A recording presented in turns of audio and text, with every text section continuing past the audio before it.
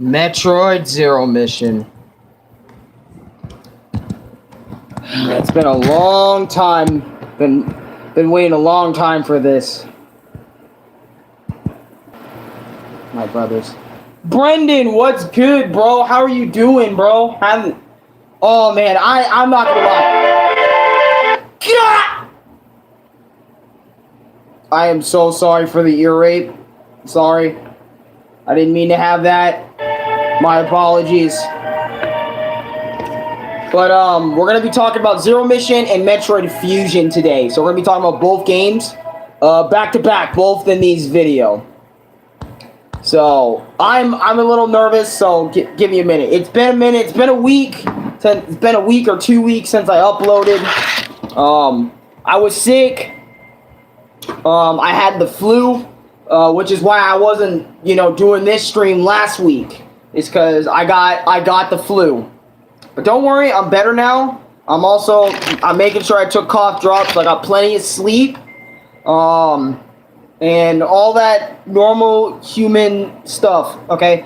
But finally, I'm talking about Metroid. I have always wanted to talk about Metroid with you guys because I've been trying my hardest to get into the series and find games that are easy enough for me to complete / warm me up to the series, and I don't know. To this day, see if there's a flu vaccine now. Probably is, but there's no point in me taking it since it's just a regular sickness. I'm gonna have like the flu another million times, but I'm telling you, this flu was really fucking bad. But I'll bring that up when we're done discussing what's going on with Zero Mission, and I'll save for the other stuff. I love the menu music of Metroid, but I'm happy you got better. But the flu can kill. Yeah, flu can kill. Which, thank God, I'm young, so like that. I mean, it can likely happen to anyone, but still, thank God I wasn't like dead by it or anything super omega serious. Well, I mean, some shit did happen, but I'll save it to the end. Anyways, background: Metroid Zero Mission is a 2004 action-adventure game developed by Nintendo Research and Development 1 and published by Nintendo for Game Boy Advance. It's a remake of the original Metroid and retells the story with updated visuals and gameplay like other Metroid games.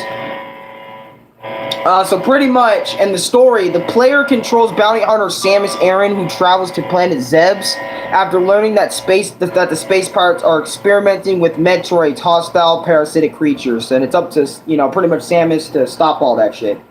Hey, do you have super chats? No, I don't have super chats. I don't have monetization or super chats, but to answer your question with that, I don't make a single thing doing this. I do this all off of passion, but if I did, I don't know what I'd do with that. I don't know. I mean, I was thinking about making money from YouTube at one point, but I'm not sure how to go about that, honestly. And plus, my monetization thing is kind of fucked, and it's kind of connected to like my dad's something, and I don't know how to unlink that, so I can't really be making money like that. But maybe, I don't know, I'll think about that. I'll come back to that. Well, actually, thinking about that, actually, and we did just talk about the story of Metroid. What is it? So we're going to get into the game here in a bit, but I was thinking, well, it's just to donate to YouTube. Oh, no, I know it is. I know what it is. It's just that whenever you use the super chat on YouTube, you're not giving the YouTuber the full donation. I learned this from Terrorizer way back in the day and stuff. I learned this from Terrorizer. But when you donate to a YouTuber through super chat, you don't give them the full, like, whatever you're giving them. You're actually just giving the YouTuber percentage of what you donated. So, for example, let's say this, right? You want to donate to me, which I'm actually surprised someone actually wants to donate to me. Like, I didn't think I'd ever have that at all, okay? But whenever you donate, let's say this, right? You want to give like $1. Let's do that, right? I'm not going to get that full dollar. I am going to get, like, I don't know. Actually, I might not get anything since, you know, my YouTube monetization thing is kind of fucked. It's kind of wacky. So, but it's just an example. I would probably get 15, 20 cents out of that $1. And most of that dollar is going to YouTube. Most of that $1 payment is going to YouTube since it splits between the it's take a dollar bill. It splits between the content creator, the advertiser, and YouTube themselves. YouTube and the advertiser that made the advertisement get most of the dollar, while the creator gets a small cut of that dollar bill. So in reality, it's probably like 5 cents actually, if you think about it in that way. But that's why if people want to donate to me, I always just have them. Actually, I don't know.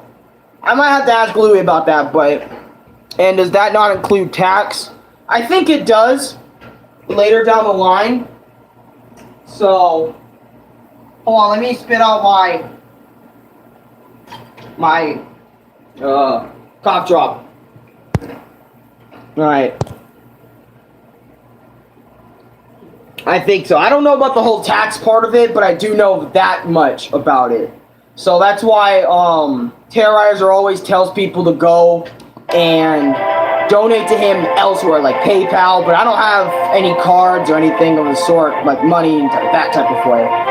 But I might have to consider thinking about that. I'll ask Louie and my dad about it, see what they think. But you know, maybe get me a card or something. I don't know. I don't know if Louie's down for that. But anyways, let's talk about the Brinstar area. Okay. Number one in this game. No, I mean you would have to file taxes on it. Because it's a sort. Yeah, probably. Because I don't know how income taxes work that well. I'm very inexperienced in that regard. So it's like, you know, it's a whole thing. But, well, not just the Brinstar area, but hold on, let me actually, yeah, like low-key, let me just mention this. Zero Mission, okay, I'm gonna say this. So, Metroid Zero Mission, if you are wanting to get into the Metroid series, start with this game. Because I asked people on Twitter, because I wanted to get into Metroid because some Call Me Johnny was very inspirational to me and wanting to get into Metroid because I wanted to learn why Samus is so cool. Why is she doing all this cool stuff? Like, I wanted to know. So, people told me on Twitter, start with Zero Mission. It is literally the first game, but like the original. It's not just the original game, but just remake. It's literally the original game, but graphics are better. Storyline can be more set out, and it plays like other Metroid games.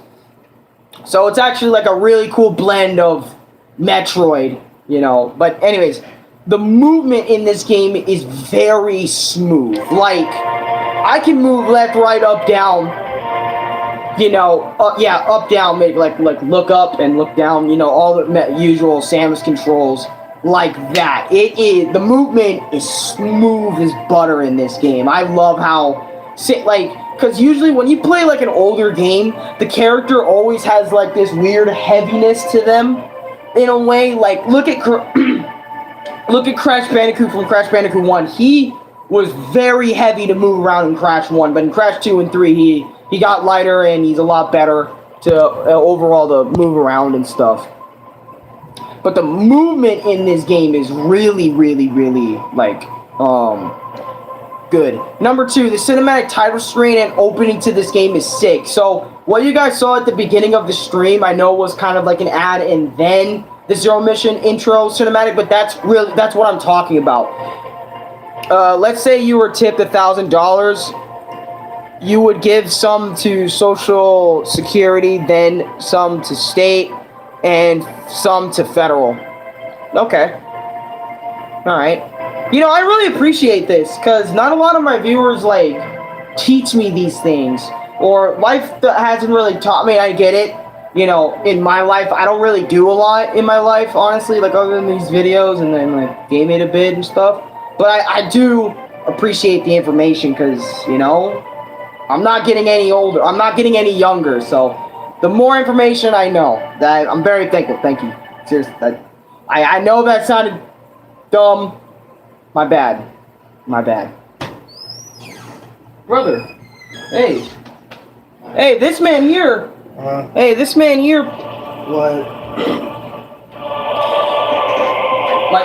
My brother. Oh, get down here.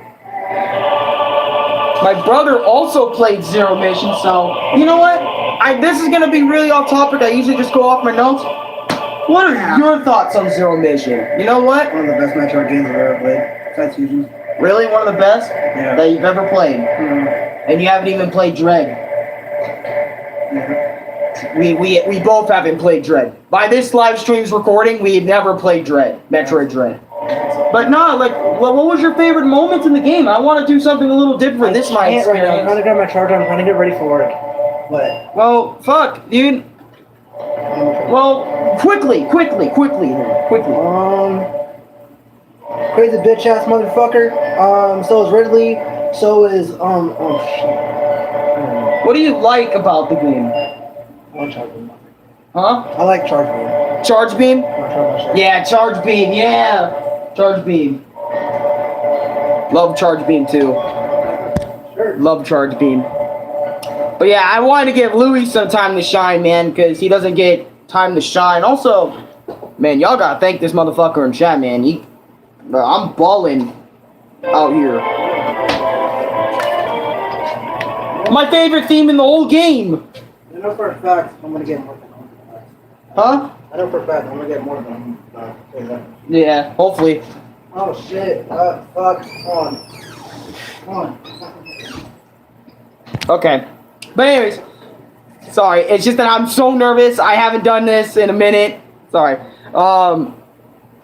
3, got my first power up, the Morph Ball. I can fit in narrow gaps. Like, the Morph Ball is literally what Samus uses to get in her Morph Ball. Like, basically, you guys know her Morph Ball. If you played Smash Bros, you know what her Morph Ball is. She gets into a little ball, and then she can jump around. She can do a lot of shit in it. And she can use explosives. 4, got my second power up, Long Beam. Fires long distance shots. So, for example, I can the state tax will be different in each state, and not every state you have to pay federal. If you were tipped $1,000, you would file as self-employed on tax return. Oh, okay. Guess who's back again? Shaddy's back. Tell your friend. Guess who's back? Guess who's back? Guess who's back? Guess who's back? Who put that? Lucas. Lucas, guess who's back again? Guess who's back? Guess who's back? Nope. Do you want anything? Do I want anything on the way out? Yeah, when I get to work, when I come out. I got $5. Oh yeah, I could take like a little lead. I could take a lead like you gave me last time. Whoa! I'm just showing you that I'm just kidding. I know. I'm just kidding.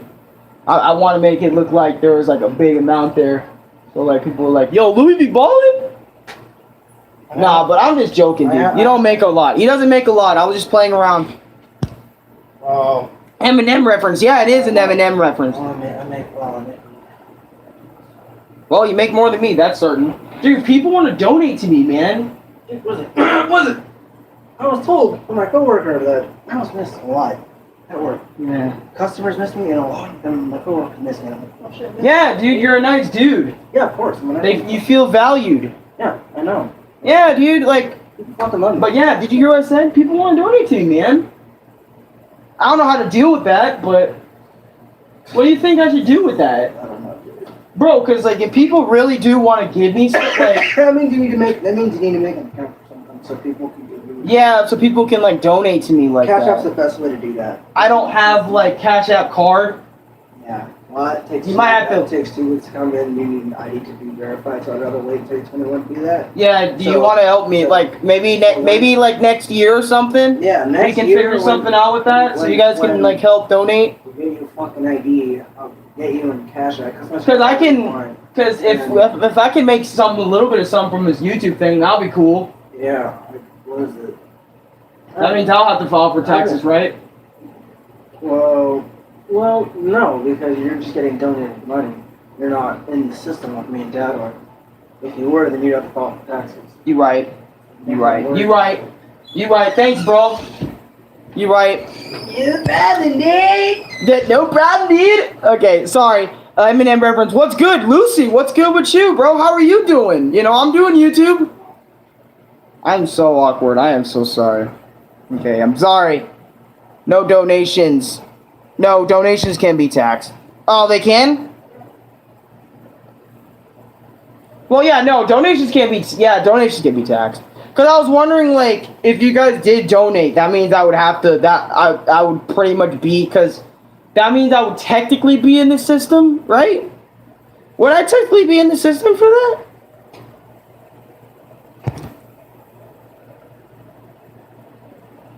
I think I would be, honestly. But anyways, I'm getting off track. I'm getting off track, sorry. It's just that I'm happy. I'm happy you guys are all here today. I didn't think a lot of people would show up. You know, after me being gone for a week and only saying a little bit of something on Messenger, or not Messenger, on my Discord server, because guys, don't join my Discord server, right? I'm not there all the time, but I'm always adding everyone when I'm live, so like, you guys, you know, if YouTube notifications ever go out, I'm updating you guys on my life somewhat over there. And YouTube and Discord, really, that's where you need to be following me at. Unless you want to follow my Twitter, I still have my Twitter. Still have like 90 fucking followers, okay? Still haven't hit 100 followers. It's all good. Don't matter. I'm good. Anyways, number 5, dying more than 10 times against my first enemy. Not like first, like normal enemy, but my first boss.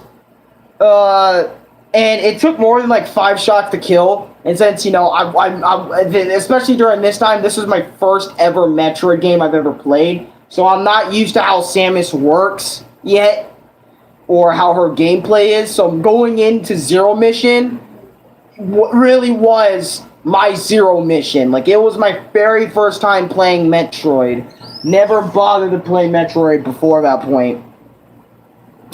Number 6, getting my energy tank refilled and hearing that godly music is a damn treat in it itself. So what I mean is like this track right here.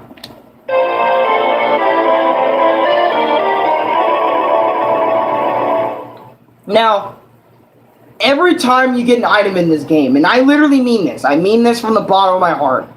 Whenever I got an energy tank, a missile upgrade, and by the way, I actually put a lot of missile tank upgrades in here, which I'm going to skip over. So, I'm not going to mention that.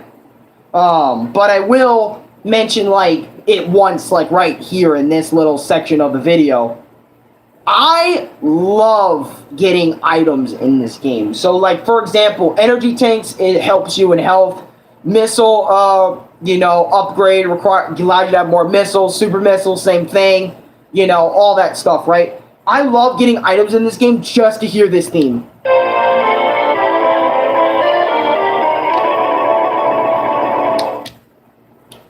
Because no cap, I love that little theme. Every time you get an item, you just hear that shit, and it's so goddamn good.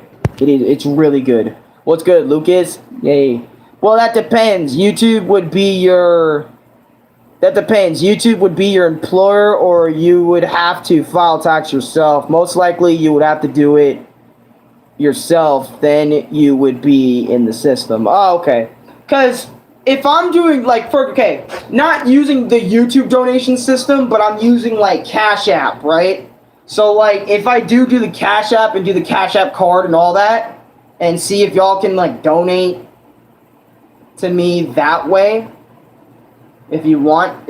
Now, I don't have it yet, but I'm just saying, if I did it that way, would that put me in the system? That's my question. Because YouTube isn't employing me. But you're most likely right. I would probably have to do it myself. But hearing that theme is so good to me. I'm fine, Brendan. I'm just making food. Hey, make food, man. Well, we're gonna be here for a minute. Oh, the statue chamber is fucking freaky. Hearing this track is freaky as hell. But anyways, number 7. I love how many ways you can make Samus shoot her enemies. You can shoot straight, upward, jump up in the air, and oh shit. It's okay, my bad. Okay, so I'm gonna tell you guys this one. So I love how many ways you can make Samus shoot in this game. Shoot her enemies. You can shoot straight. Upwards, jump up in the air and shoot directly. Jump up in the air and shoot directly downwards. Shoot diagonally, like basically like it's not all the way up. It's like a little bit. It's up, but like not fully up. You can do it like up and down diagonally. Pressing upwards, then press L, then B. She can also shoot diagonally downwards too, and she can shoot right and left. And also, like while you're hanging, you can shoot upwards, downwards, and left. You know, while hanging from something. So I really love how Samus can do all of that. Okay, like while shooting, like while taking down her enemies. It's like so many options just to take out your enemies. It's nice. It's really nice. And then if you have missiles, you know, you can use those missiles in all those ways too. And then if you have power bombs, or not power bombs, super missiles. You can use those super missiles in all those directions too. It's fucking amazing. I love it. I love it each and every single time. Sorry. God. Anyways, number 8. Okay. And also, missile tank upgrades can open like red doors and stuff like that, which is awesome. Number 9, what Diorem looks like. I have a screenshot of what Dorium looks like. He's the big ass thing right there. This big ass thing is like your first boss you fight here. He does like a hedge lunge, and then like he shoots spiked projectiles at you and shit. And then, like, once you beat him, you'll get Charge Shot. Now, Charge Shot, I'm going to explain what Charge Shot is for y'all. Since, honestly, I'm new to Metroid. Y'all are new to Metroid. Well, even when I'm new, I think I know what Charge Beam is. Like, if y'all just hear the word charge, what do you guys think of? Like, do you guys think of charging into something? I think of, like, charging into something, or, like, you charging something up, like you charge a Kamehameha or something. But that's pretty much Charge Beam. Is literally just, or if if you played Mega Man, like just Charge Shot, like oh yeah, Charge Beam, just literally, that's pretty much it. Like pretty much Samus's shit too. Like you charge up your beam and you shoot it, and it does more damage a bit. 10. I love how you have so much free space to explore around, collect items that will help you on your quest. For example, if you can explore, and maybe you'll find a shortcut to a boss fight you couldn't reach yet, or grab more missiles than exactly needed for that boss battle. Hell, the game's jam-packed full of amazing little secrets like Super Mario World, which, in that case, I can respect. I'm all for it, honestly. Like, basically what I mean by that is, like, this is just how Metroid is. Like, all Metroid games, Mega Man X Vile, Mega Man X Veil saying not a charge shot. Oh, it's not charge shot in Mega Man? What was it called then? In Mega Man? I don't know. I was thinking about playing Mega Man. What I'll probably ask you guys, like, if I played Mega Man, what Mega Man should I play? Because I was thinking about getting into him. And I tried a few times, but, like, I always, like, couldn't fully get into it. But maybe I can. I tried Mega Man X. I had a issue. But anyways, that's how Metroid is. See, right here at number 10, I'm pretty much learning about how Samus's gameplay works. You see, like, her gameplay is all about exploration, all about exploring the world. Exploring the world that she's on, exploring the areas. So, for example, because, like, a lot of, like, Mega Man and Metroid have this in common, okay? You run around the map / the environment you're in, running around and collecting things you need to beat the final boss. Because Mega Man, before you even get to the final boss, you need all the really important items. See, Samus, you don't really need, with Metroid, you don't really need all the important items, but you can go ahead and grab them, so the final boss will be a lot easier to take on, than, what it is, or some bosses. Like, for example, you can explore the area of Metroid, like whatever planet you're on, whatever, and get extra missiles. So, for example, you're at 10 missiles, right? But you feel like you want to explore around and find a good 30, 40 more, like not 34 missiles, but like maybe, let's say 5 more missile tank upgrades, right? So that 10 is going to go up to okay, so by the time you find 2 more missile tank upgrades, you'll have fucking 20. Another will be 30. And then you'll have 35 missiles. You want to have 35 missiles on you. So you're going to be exploring around the place in these little crevices. Secret places, too. Secrets that are not obvious or, to players that have played before, you'll go ahead and find those, and you want to find those so you can be more battle ready, so you can take on a challenge a little bit easier. I'm not saying a million times easier, but at least a little bit easier than you were previously.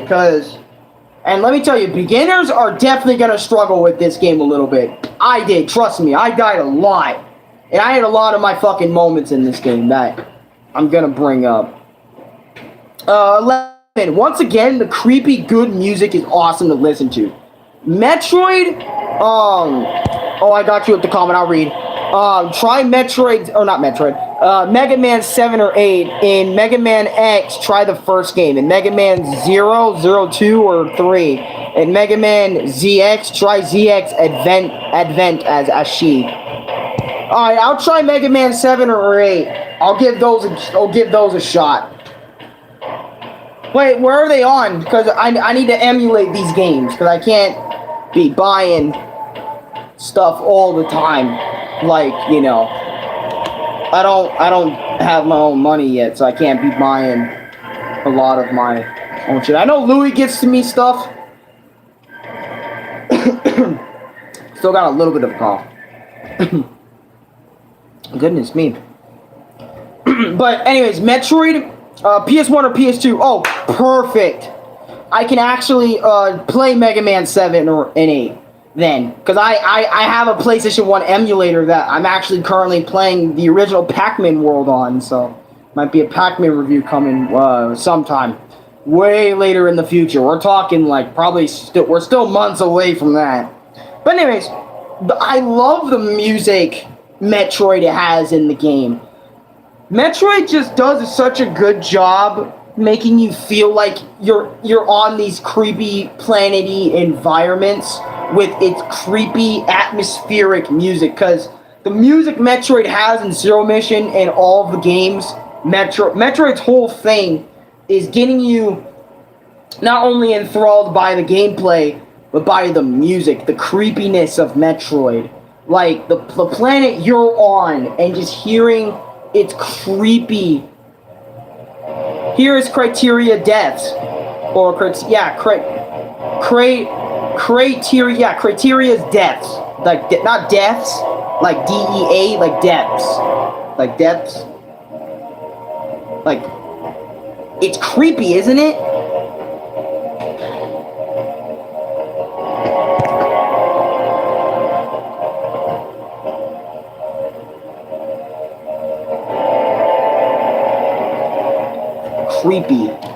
Creepy, like it's creepy, like if you were hearing it the whole time, creepy, man, creepy. Number 12, Samus's sprite looks so good. Like, for example, like her sprite art that they used for this game is fucking god. I love it. I love the way she looks in this game. It's beautiful. It's beautiful the way she looks. Number 11, the mini transition with Samus going down the elevator and this big eyeball looking thing at you with menacing ass music. I love it. So basically, I have a huge thing with Samus going down elevators in this game, because sometimes, like when you're going down in the Norfair, in the Norfair and Criteria area of the planet, you know, you're going down the elevator like nothing's happening, but this creepy eyeball gives you like a really menacing look as you're going down the elevator. You get the fucking creeps that what the hell is down here, you know what I'm saying? And then, you know, the elevator noise, as Samus just looks straight at the player as she's going down the elevator, just waiting until the elevator ride is over, and then she goes out, continue doing her shit. I just have a huge thing with the sound. The elevator sounds are crazy in this game. Not like spooky or anything, but like I just have a weird thing for it. I don't know what the fuck is up with me in terms of the elevator noise, because like the elevator noise go, and it sounds so futuristic that it's like, oh fuck, maybe we could probably get that in like 30 years, like elevators that sound like that are so futuristic. Oh, the Chozo Ruins theme, dude. Gotta love the Chozo Ruins. Another creepy thing. Oh my god, I love it. 12. The Norfair music is lit as fuck. So, Norfair, hold on, let me get there. Trade. Because I want to show y'all.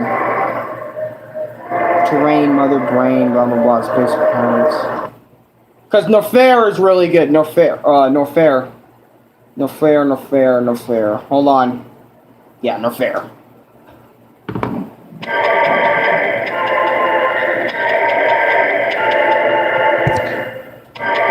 I really like that Goku shirt you're wearing. Hey, thanks. I like this Goku shirt too. I don't wear it a bunch because it's hot as hell where I'm at, so I don't wear shirts all that often. The only reason why I'm wearing a shirt is because, you know, I don't want to disturb my viewers by being shirtless. I know being shirtless, you know, for some people it might not like freak them out, but it might make them feel a little uncomfortable, so which is why it's like I'm wearing a shirt. Usually I don't wear shirts like that all the time. Like, I'll wear a shirt when I go outside, obviously, but like most of the time I have my shirt off because that's what I'm mostly comfortable with. But, you know, I'm not trying to make my viewers feel uncomfortable, you know. That's why I wear a shirt. And plus, it's more YouTube professional if I wear a shirt. But sorry. Number 13, I know I just mentioned the mini transition, but 13, I mentioned Samus going up and down the elevator. I'm sorry. Look, I know I mentioned this literally a minute ago, but I swear I'm telling y'all the truth. I really, really dig Samus going, you know, up and down elevators. It's so fucking cool. 14, dude, Criteria's music is so creepy, but I love it. Which, we're gonna put on Criteria's music now, right? You know, I'm so grateful I don't get, like, copywritten for a lot of this shit. It's because I'm a small YouTuber that Nintendo doesn't give a flying fuck about, to be honest. Yeah, Criteria, Depths, yep.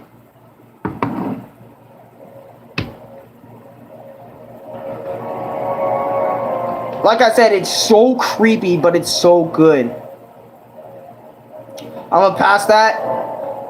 16, Chozo Ruins music is so badass. You guys heard it earlier, but the Chozo Ruins music just steps it up. Like, I'm telling you, the music in Metroid Zero Mission steps it up a notch. It's insane how much the Chozo Ruins really steps it up, man. 17, oh wait, I'm just gonna skip that. 18, I got an unknown item, but this allows Samus to destroy blocks that she couldn't destroy before. Getting unknown items in Metroid Zero Mission is fucking creepy, because it gives you like a creep instead of that do. It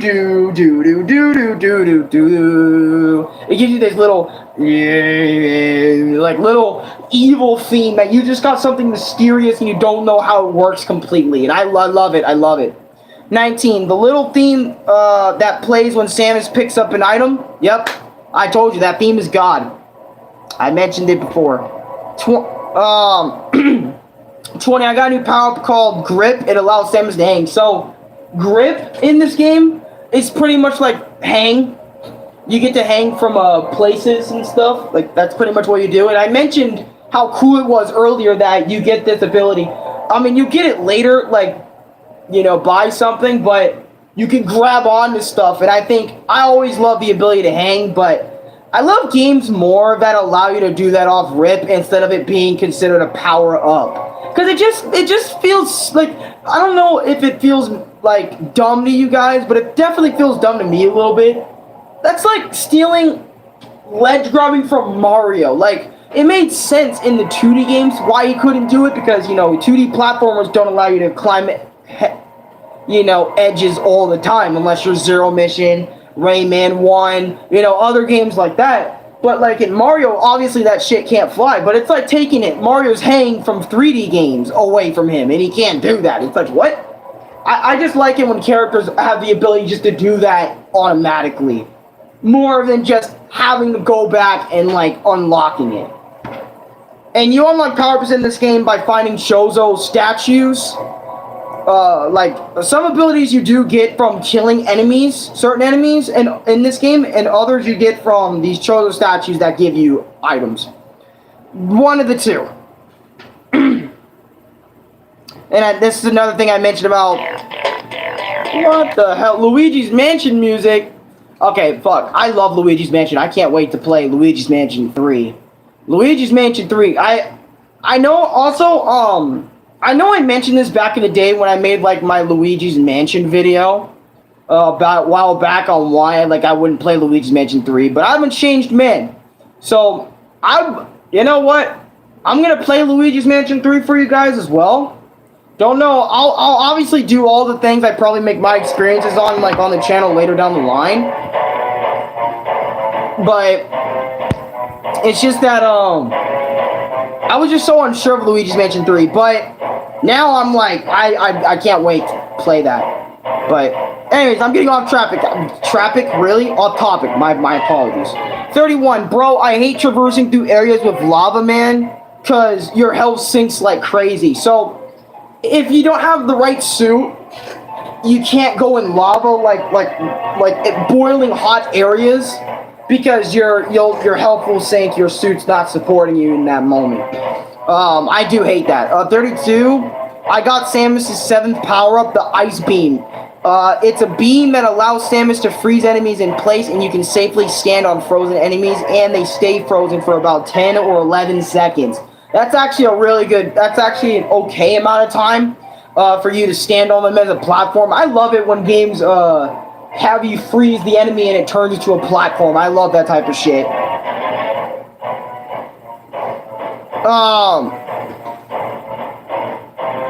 But yeah, anyways, oh shit. Okay, so I got another thing for you guys showing up here. Crate area 34. The music is crazy when you first get here, man. It is, like I said, it's an extremely good positive. If you love creepy environment, astropheric music, you're definitely gonna get a kick out of Metroid Zero Mission and Metroid Fusion's music. 35. Not gonna lie to y'all, I was super fucking lost when I got to this area. Like, holy shit, after 30ish to maybe 50 minutes, I finally found the map to this place. Like, Jesus, negative. So I got a picture and a little video to tell you guys what's going on. So I'm going to play that for you guys. This is the map I was talking about. And this is, Luigi's Mansion 3 is fun to go into casually, 100%. The EGAD list of achievements is crazy. And casually, 100% the EGAD list of achievements is crazy. Really? Oh, dude, you're going to have to tell me all that, because I was actually planning on going into Luigi's Mansion 3 100%. I was planning on doing that, so I can give you guys a full review of my experience with Luigi's Mansion 3. But here, let me play this video for you guys. Whoops. Once you go to the screenshot that I just showed y'all, you want to shoot this shit right here. I'm going to aim up and shoot. Oh, shit. Aim up and shoot, bring that shit to you. Also, this will unlock the other ones, I think, too. See, I'm literally using little Jimmy to communicate.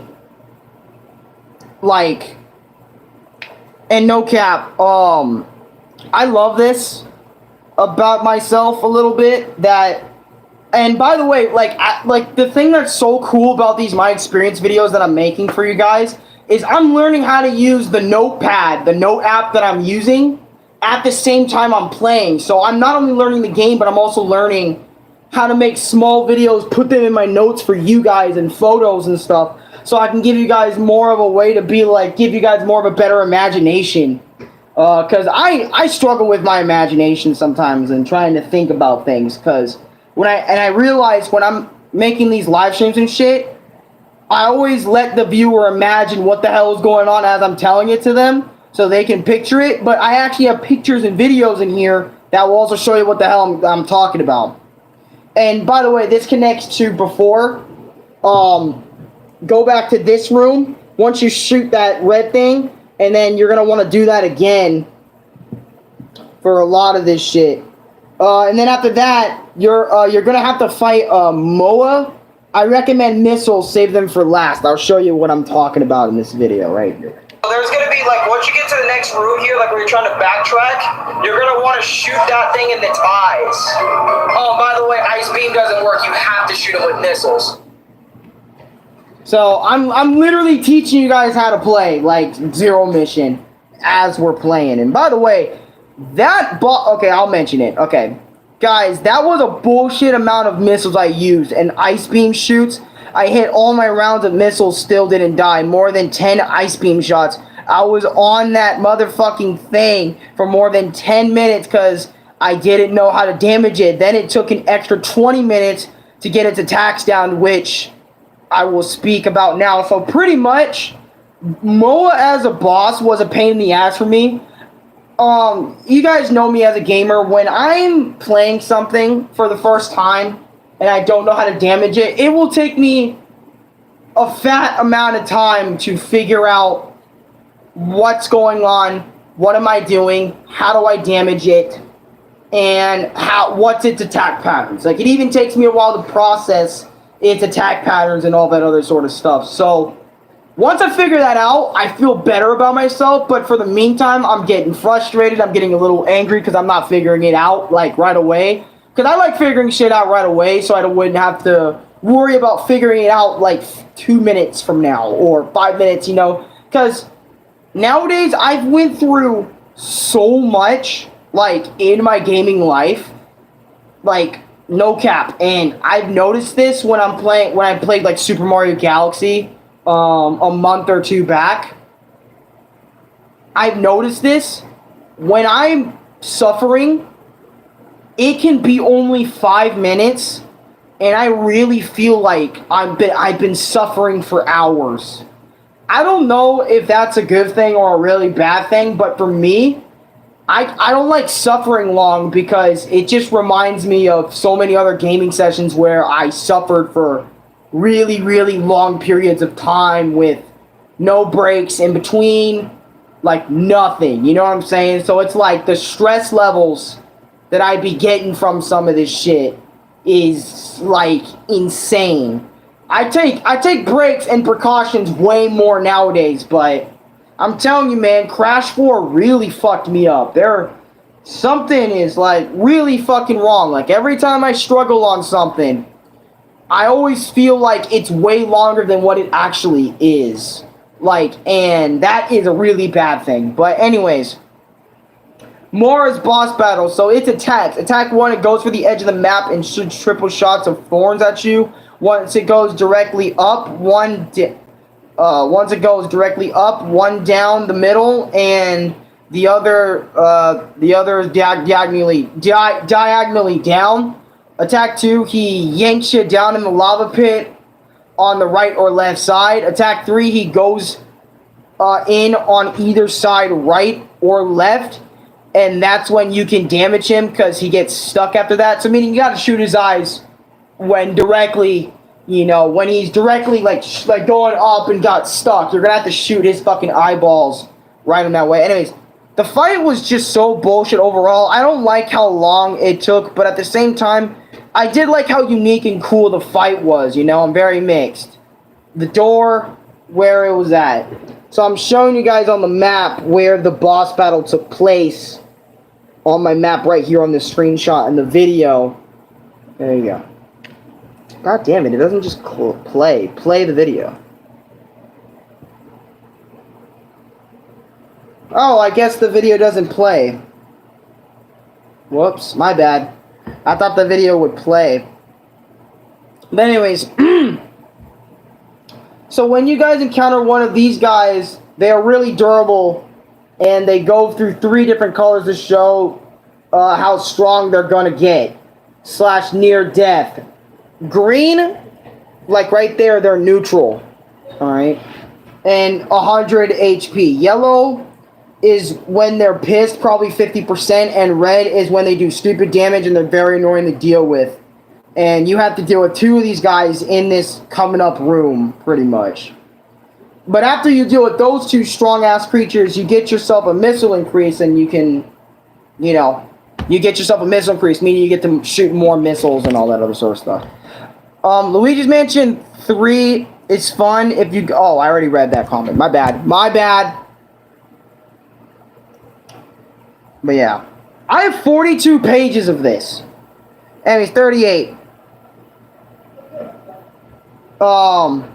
Which I'm trying to figure out how to get down here to like other areas and stuff that I haven't cleansed with my map. How are you supposed to get down here? You say? Well, what you want to do right here is use your bombs. Then you're gonna fall all the way down here, and then you go into the door. Hey, brother. Yeah, but I like how I'm showing you guys a lot of videos. I really do. Y'all are not gonna believe me, but if y'all are stuck trying to get down here, this just shows when you play a 2D Metroid game. This just shows me you need to play a 2D Metroid game. Hear me out. I need to watch my surroundings, because if you look hard enough or look it up, you'll find the way you need to go, but I gotta give it to Metroid. This game is making me use my brain a lot, and I really like that shit. I remember when I was playing Zero Mission, my brain was being used on a constant level. Some of y'all are probably thinking, like, how the fuck do I get down to this motherfucker right here? Well, I got the solution for y'all, alright? Check this shit out. This shit slipped past my shape, bro. Look at this. Look at this. Now I'm in a new fucking area, man. That's fucking bullshit. See, look, I'm happy, but also very angry. This game, in terms of its pathways, and I won't lie to you guys, I have a Metroid problem, okay, that I feel like is very, I think it's just the way I am, or something. My internet is completely whack. Oh, no, dude, you're all good, bro. Don't worry about it.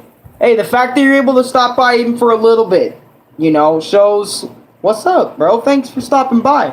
I mean, if you need to take some time off to let your internet cool off, I understand, bro. But, what is it? Metroid really be pissing me off sometimes. But, I mean, it's making me use my brain, but it's also triggering me because it's like, I'm sometimes sitting there for fucking hours, or at least 30 minutes, trying to figure out, okay, where do I go next? How do I get there? But then my brain kicks in and says, maybe I bomb it or use some of my other abilities, which is nice, but I would like it if they didn't make me use my brain 24/7, but that's Metroid. They want you to use your brain 24/7. But this is a Metroid problem that I think only I have. I don't think Louis has it, or anybody else I know that plays Metroid. But other than, like, Metroid players and shit, I can't play, and this might sound retarded, but after Zero Mission and Fusions, Metroid has not been the same for me since. Like, I can't play it without, like, my nigga Louis being there, or, like, playing with me, or, you know, I'm just gonna get stuck and confused and I'm gonna quit. I'm not gonna lie, like, for some reason I have such a Metroid issue where I can't play Metroid without, like, Louis or something, and it's the weirdest issue. Okay, I'm going. I'll see you later. Oh, you're going? Yeah. Alright, I'll see you later, man. Hey, don't close the door, though. You know, I need to know if the dogs are gonna freak. I haven't had that problem until it clicked. Like, I'm gonna be honest, dude. Like, I have this issue. I can't play Metroid like that. Like, and by the way, and I've tried. Okay, look, Super Metroid. I have tried to play that game many times over, more than a few times, even with Louie, and I cannot play Super Metroid. My brain just cannot click into Super Metroid. I tried so many times, and then the original Metroid's even worse. Alright? I can't play the original Metroid. I can't play Super Metroid. And I feel like if I play Dread, I feel like it's just gonna be the same thing. I'm gonna get lost at some point, and because when I get lost in Metroid games, it leads me to quitting. Because I usually don't have a way to fit, because Metroid will do this to you, and Super Metroid has done this to me, where you get stuck and you can't progress any further. You can't progress backward because of certain bullshit, or you can't progress forward because you don't have a certain item.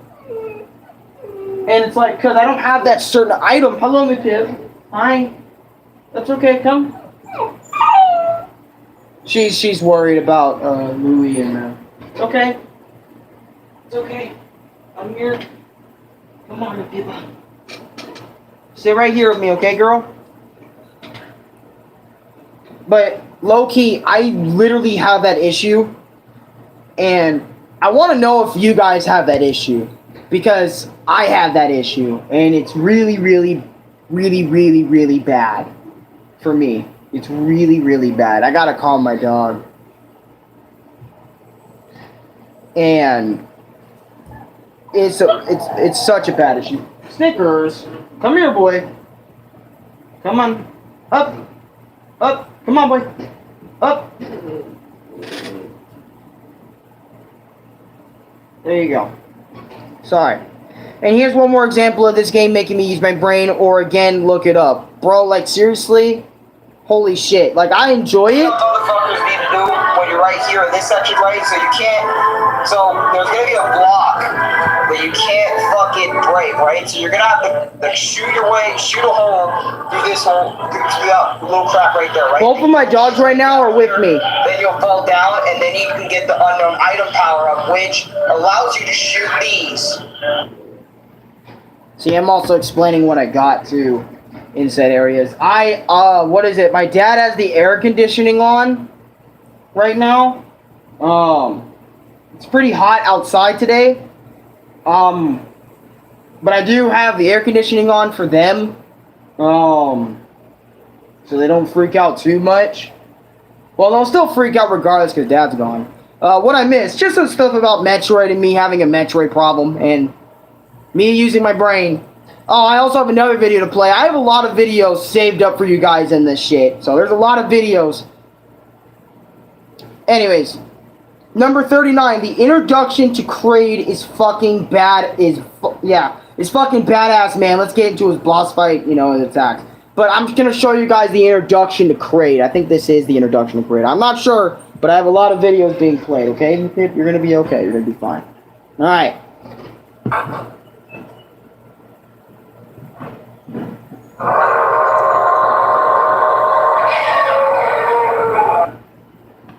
Alright. Because basically, like, I'm going back to finish my nap. Oh, okay.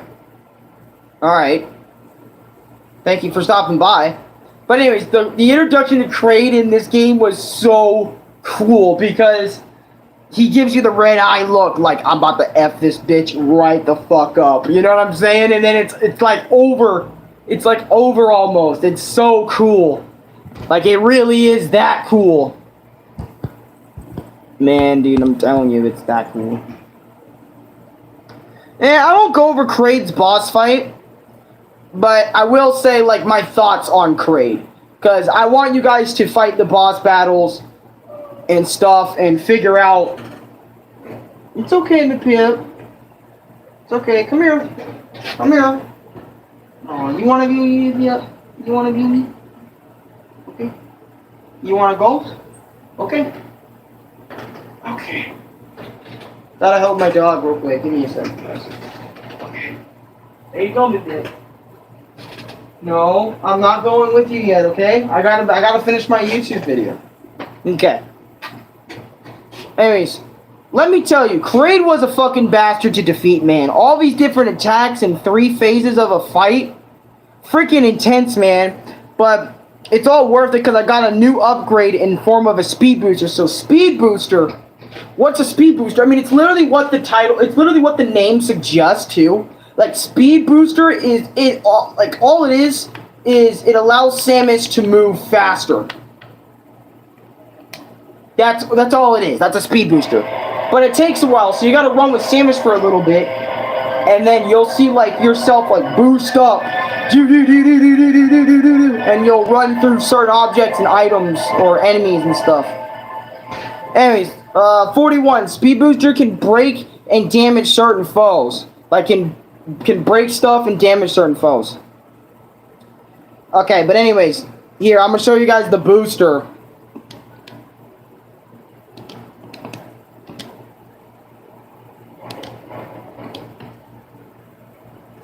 So I just got the ability, so after you defeat Kraid, you earn an ability called Speed Booster, and you have to continuously run, and certain blocks will be broken by your super... 42, the cinematic mini cutscene with Ridley.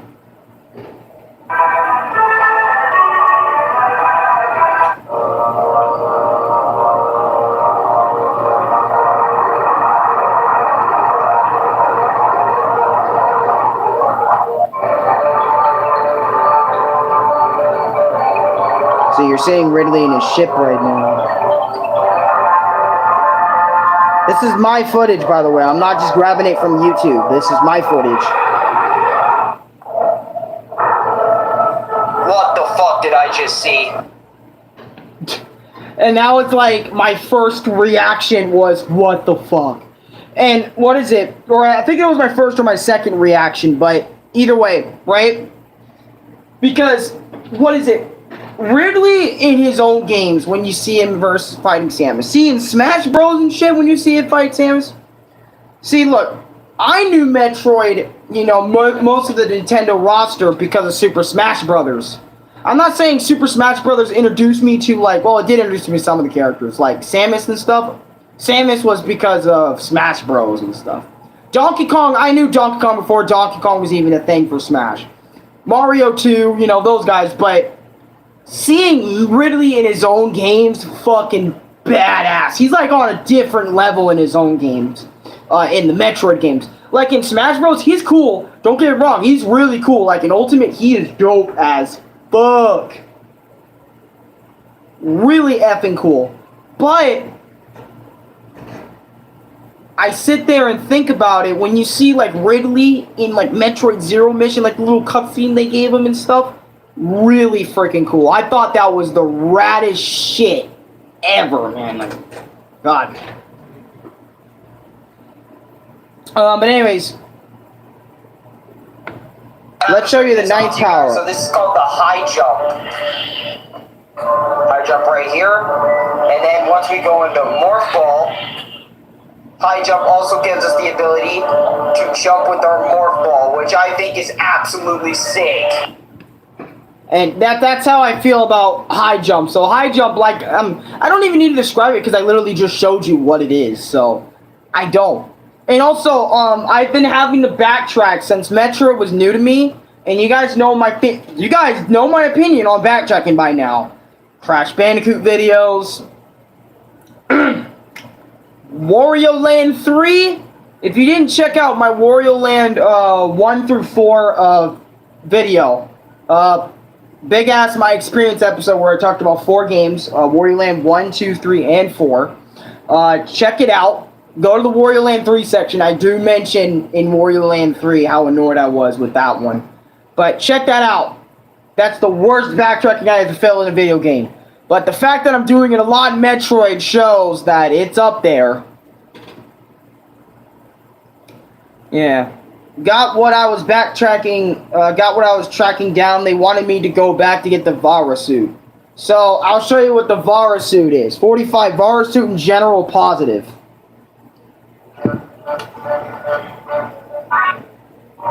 This is a brand new suit. Decreases damage taken from enemies. Prevents damage from acid and heat. What a badass suit.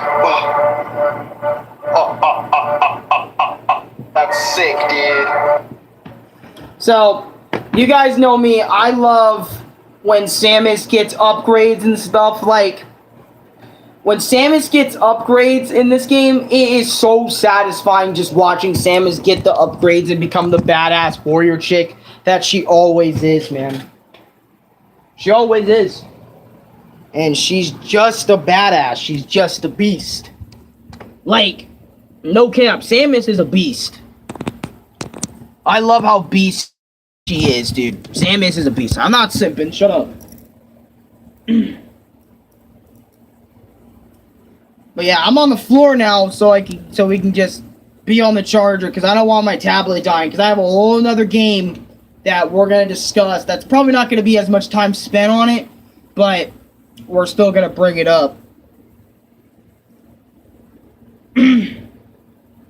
Now I'm going to Norfair again to figure out what power up this is or upgrade. So what I'm trying to show you guys is where I'm going on the map, like where, see the little icon right there shows where I need to be going.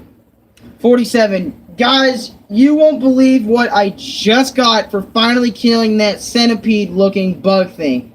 I got one of Samus's best moves ever, man. The one and motherfucking only. Alright, I'm gonna show you guys a video. Anyways, here we go. B to charge and release to fire. Charge, attack, jump while at full charge. Dude! Oh my god, my stick wouldn't stop being such a bitch. Okay. Don't know why it's being that way. Okay. Dude, look at this! Charge shot! Okay, so I fanboyed over Charge Beam or Charge Shot because this move is so goated in this series because it's one of Samus's most iconic moves ever, man. Like, holy shit. And so when I finally got it, I'm gonna use this. Like, basically, I felt really good. I'll talk to you later, man. I'm just in a pissy mood right now, lol. Oh, I see. All right, I'll see you later. But basically, when I got the Charge Shot, it meant so much to me. Like, it meant so much to me that I was able to pull it off. I was able to get Charge Shot in a Metroid game by myself. Okay, no help. I actually played Metroid Zero Mission before Louis did. So, this is another thing. So, I'm playing Metroid before he did. He actually beat it twice, He beat it the first time when I asked him, hey man, you should play this game because this game's really good. And then the second time, he beat it quicker than I did the first time I played. And it was awesome. You know, seeing Louis play the same games you do, it's an awesome thing. But anyways, but actually getting the Charge Shot meant so much to me since this is my first Metroid game. And yes, I played, oh, hey Miss Pippa, how you doing, girl? I played Zero Mission before Fusion. Okay, I wanted to at least experience the first game. Even if it's a remake of the first game, I wanted to experience the first game before I even touch Metroid Fusion. And yes, I did try the original Metroid 2. I'm not going to lie to you guys. I don't like Metroid 2. Metroid 2 made me fall off. It was definitely better than the first one, but I'm going to be honest. I got lost in Metroid 2 quickly. And I just stopped playing quickly. Like, not a lot of things were holding me, you know, when trying to play Metroid 2. And I even tried playing another Metroid 2 remake from a fan. I tried playing that. I got stuck. Me and Louis got stuck. I decided to quit Metroid 2 because I just don't want to play Metroid 2. And by the way, yes, this is recent. This is actually a few days ago with Metroid 2. The original Metroid 2, I played that a long time ago, but the remake of Metroid 2, it's much better, it's more fun, but I got stuck like every other Metroid game, man, and I just threw it out, because I can't fucking figure out where to go, man. And that's the difference between Zero Mission and Fusion and the rest of the Metroid series so far that I've played. Not Dread. I'm not including Dread in this conversation. But literally, I have been getting stuck in Metroid games, and it's, oh god, it's really annoying. 48, found the Norfair map again. I did have to find the Norfair map again. I had to re-find the Norfair map here. I had to re-find it again. It's okay, Pippa. 49. I just want to let you all know Samus's gameplay is way more fun than it looks, to be completely honest with you. Because when you're watching a Metroid game, it doesn't look that fun. But when you're actually playing it, you actually feel more of the Metroid. You feel more power. You feel more good about it, to be honest with you. 50. I got Samus's 9th power up, the Wave Beam. This beam, which is made up of energy waves that can press through solid objects. Oh shit! God. Look at this motherfucker, man. Oh my god. What does the charge on the clip?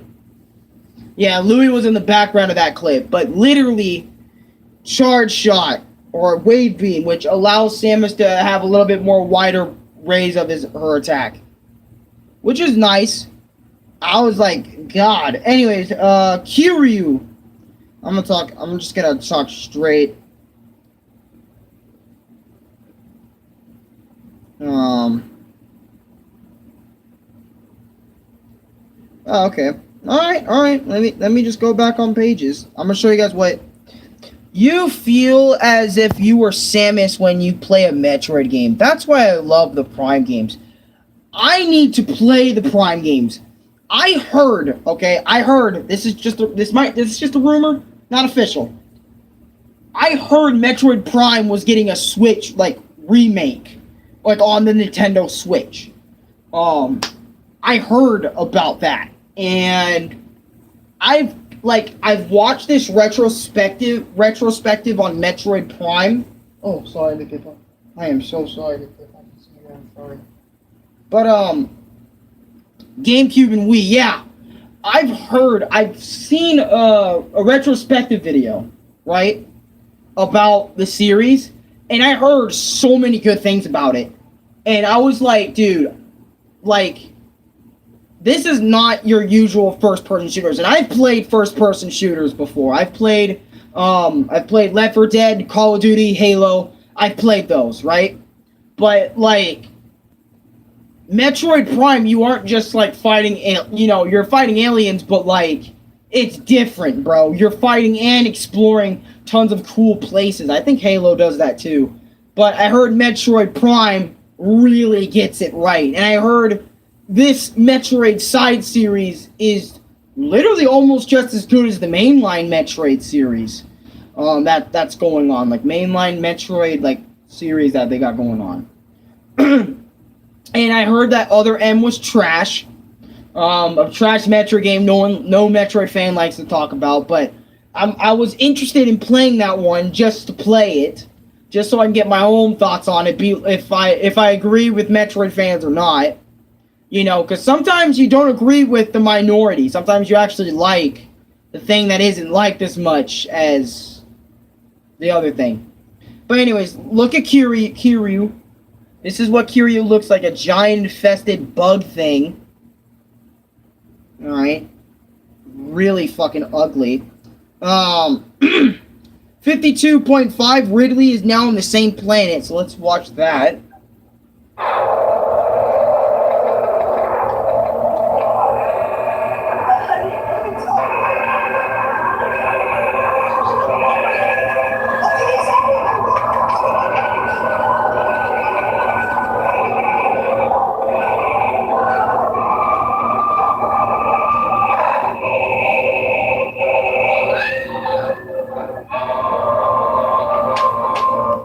What the fuck? 52.6, Kiryu Giru second phase. It's a serious ass place, man. Why do Metro gotta have eerie ass places? What the fuck? Hey, yo!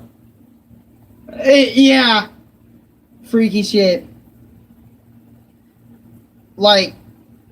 Ridley is Frieza done right. Bro, on God. Well, I mean, I don't know. Actually, nah, I don't know. I don't know. Maybe, I don't know about Frieza. Oh wait, maybe I think not like in character, but like, well, because what is it? What department are you talking about that in? Because Frieza's a great. Well, he was a great character, but Dragon Ball Super came in with the golden shit and overused him a lot and kind of made him lose somewhat purpose a bit. But I would, yeah, Ridley's definitely a good character. Like, and Ridley always comes back. Have you noticed that? Every single Metroid game, he finds a way to be in the game. It's weird. Like Super Metroid, he's in there. Metroid 1, he's in there. You know, Metroid 1, yeah, he's like, Metroid 1, there. Metroid 2, probably there. Super Metroid, there. Fucking Zero Mission, I know it's a remake of the first one, but still, there. Metroid Fusion, there. Metroid Dread, probably fucking there. You know what I'm saying? He's like, he always finds a way to get back. But anyways, Kiryu, this boss was fucking tough, my nigga. Holy shit. He was mad fun. So I thought of him as a tough boss, but he was enjoyable. Ridley died, cloned, and the clone died, and the X-Parasites made a copy. Yeah, like literally, this man like dies, but the fandom brings him back. I'm just kidding. No, it's like the other stuff that are trying to kill Samus. They're like, okay, Ridley's a good way to kill Samus, so why not bring Ridley back? And then like in Smash Bros, like Melee using the Melee opening, you know, he's in Brawl 2, like trying to fuck over Samus. They actually brought him in Ultimate, which was really fucking cool. I really thought that was really fucking cool. I actually might make it my experience with the Smash Bros game, since I played all of them now, including Ultimate. All the official ones, obviously. I don't know if I'll make one for all the unofficial ones, or at least the unofficial ones that I played. Like, remakes. Smash remakes. You know, where it's like even more characters, you know, and stuff. Anyways. And now Samus has Ridley DNA, and Samus is a Ridley now. Yeah! She does have Ridley DNA. It's like, what the fuck? Like, what is going on with Samus, man?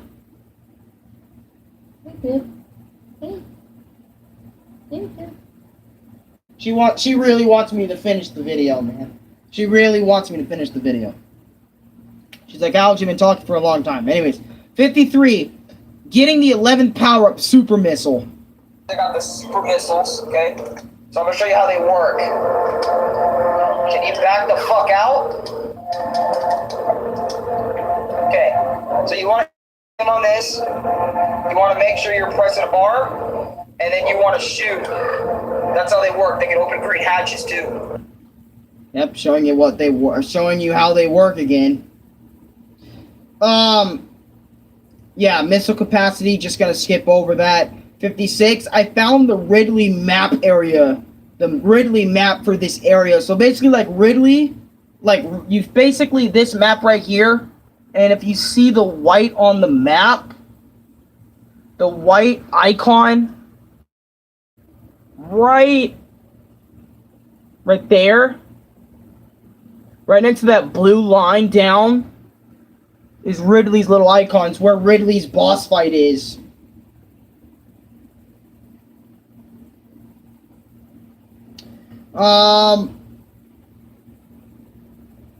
Yeah, let's just skip to 59. My energy tank increased, and I got another unknown item.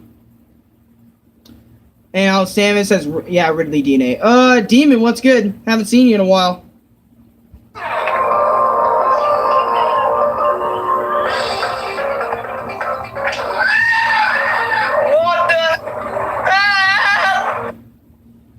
I'm getting fucked up by Ridley. Anyways, I'm gonna mention Ridley now. Alright, oh, I actually have a whole video on Ridley. Okay, so, Ridley, I'm just gonna keep it brief. Yeah, I didn't, you know what, fuck it. I'll let Alex, from when he played it at the time, explain it to you.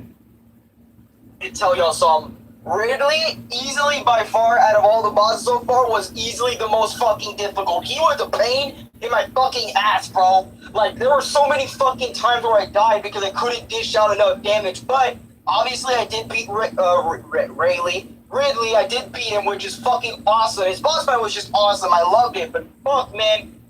If you get shit wrong, bro, and if he touches you with any of those fucking moves, you're fucked, mate. Okay, I'll let Alex speak for himself. I know, been busy, but stopping by to see my good friend. It's all good, bro, if you're busy, shit. Ridley, Metroid Prime, wait, did you get that game? No, I don't have Metroid Prime. I only played, I played a bit of the Metroid 2 remake, not the official one, but the fan-made one. I played a bit of original Metroid 2, didn't like either one of those. I tried playing Super Metroid. I couldn't play past a certain point because of my headspace, I guess. But, Metroid 1, the original, I couldn't play the original Metroid 1 because it's just very, very dated. And, you know, you really won't know where the fuck to go in that game. So, that's already 4 Metroid games I've played already. But the ones I played and finished all the way through without, like, just stopping part way in or dropping them. Zero Mission and Fusion, Metroid Fusion for the Game Boy Advance, those 2 games, I've played those all the way through. Lol, you got Smash Bros. Ultimate or no Ridley in that? No, I got Ultimate. I got Ultimate over here. Hold on.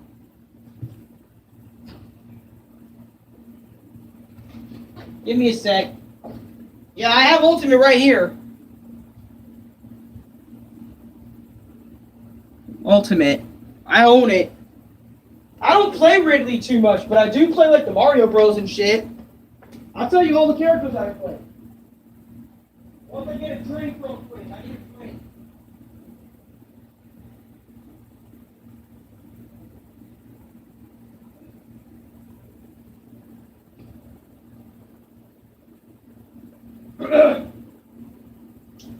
I play Mario, Luigi, Captain Falcon, Dr. Mario, Donkey Kong, Bowser, Diddy.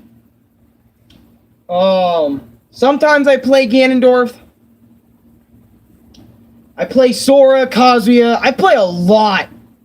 Like, a lot of fucking Smash characters, bro. I play a lot. And I main a lot. But my main is Luigi. I also play Pac-Man, Banjo-Kazooie. You know, I play a lot. I have a lot of favorites, okay? I have a lot of... honestly, you can say I don't really have a main, like a go-to. I go to Mario a lot because he's, like, really fun and satisfying to play with all of his moves and shit. But, anyways, like past Alex said, Ridley was a bitch, alright? And Louis beat him no problem the second time going in, but I can't remember his first time.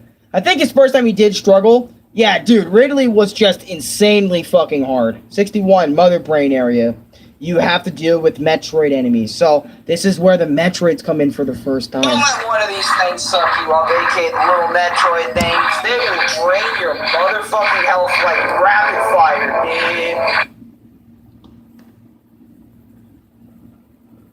Don't let one of these things suck you up, aka the little Metroid things. They will drain your motherfucking health like rapid.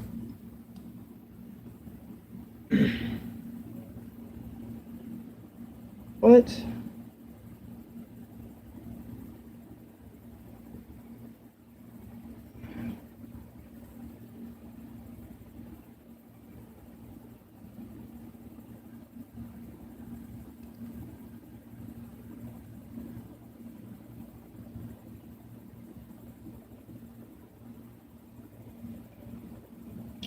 My fucking page had an error. But, is Ridley and Samus bloodline or no? Yeah. Technically, yes. 67, what Mother Brain looks like? Oh yeah, I remember the Mother Brain area really fucking sucked. But I do... I do have page 60, okay. What Mother Brain looks like before the boss battle?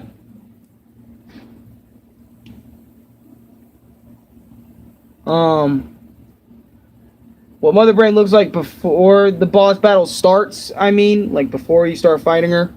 And what Mother Brain looks like during the boss fight. She shoots a giant energy ball at you. She also has 2 lasers and 3 red ring spawns in the same room as the fight, and you can only hit her in the eye with charge shot, super missiles, and regular missiles. And after you win the battle, she self-destructs in 2 minutes. So you have 2 minutes to get out. Oh, I also play Sonic too. I like I said, I have a lot of characters that even I can't name all of them at the top of my head. I have to look at the roster to get it all. Sonic Baby Mother was Mother Brain. I see what you're doing. Dunkley's or Dorkley's fucking Sonic parody. Yeah. Wouldn't that mean she's relatives though? Yeah, that would mean that. That would mean that, actually. I don't have the whole story on Metroid and Ridley being, How can she see Mother Brain? I mean, honestly, Samus has seen a lot of shit that I probably would fucking cry in the corner about, to be honest. But it's like, we're playing her a goddess, so it's like, bro, in the Metroid Prime series too, a lot of niggas in her universe treat Samus like she's a god. Like, or not a god, but like a super soldier. Like, I wish I had the courage of, like, Samus Aran. It's crazy. Anyways, cutscene 64, or 64, this cutscene was cool. Alright, so this takes place after the whole thing blows up. Like, this is Mother Brain blowing up. 2 minutes to escape all this. Samus watches the planet blow up. Brainstorm planet, whatever the fuck. Confirm that Samus is a lady.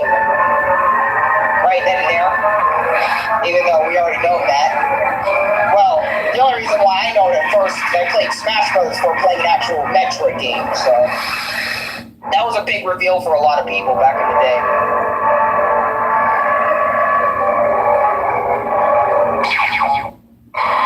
Oh shit! I think Ridley shot her down. Or, oh, never mind, one of them did. So I lose all my upgrades?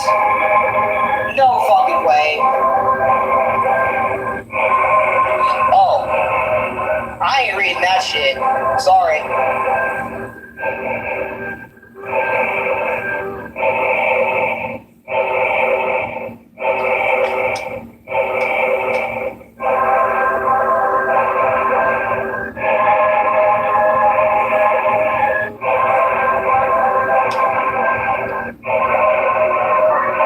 All I have is my fucking pistol.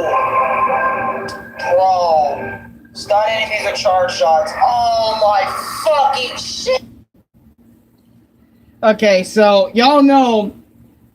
Alright, so this is like not at the end of the game, but this is near the end of the game. And seeing that, like, Samus have all my abilities being stripped from me. This is the thing that I kind of find annoying in Metroid games. Is that Samus's abilities get stripped away like every single game she's in.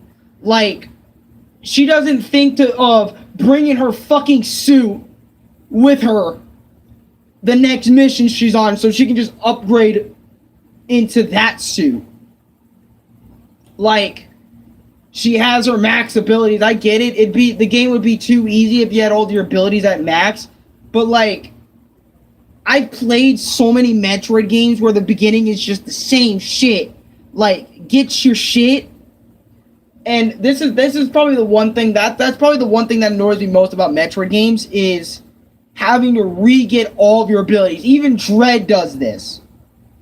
And I'm sitting here thinking, I'm like, okay, it's cool for like the first like 3 games to do the whole lose your ability shit, regain them. But it's only like You can endure that shit. What I'm trying to say is you can only feel Samus getting all of her abilities back so many times before it starts getting like, okay, yep, figure this is gonna happen. Can we keep it rolling? Like, I just think about that shit all the fucking time. And I really mean all the time. Like, I think about that shit all the time. All the time. But anyways, let me show you guys the Chozo. Showing y'all where y'all need to go. So I'm showing y'all what y'all need to do at this point. I got stranded down here, so we need to figure out a new way around this place, so. Samus still has her hang ability and shit. Much appreciated that. So what you want to do is you want to run on down here. Alright. Give y'all a little guide on what fucking happens. Alright, now you can't do anything about this, so you're gonna try and figure out where you want to go. Okay, fuck it, I'm making this difficult. Way more difficult than it needs to be. Okay, you want to come on down here. You want to shoot. Then you want to crawl through. Then once you crawl through here, I think that's Metal Ridley. I have no fucking idea. Now you're space aboard the Mother Brain ship, alright?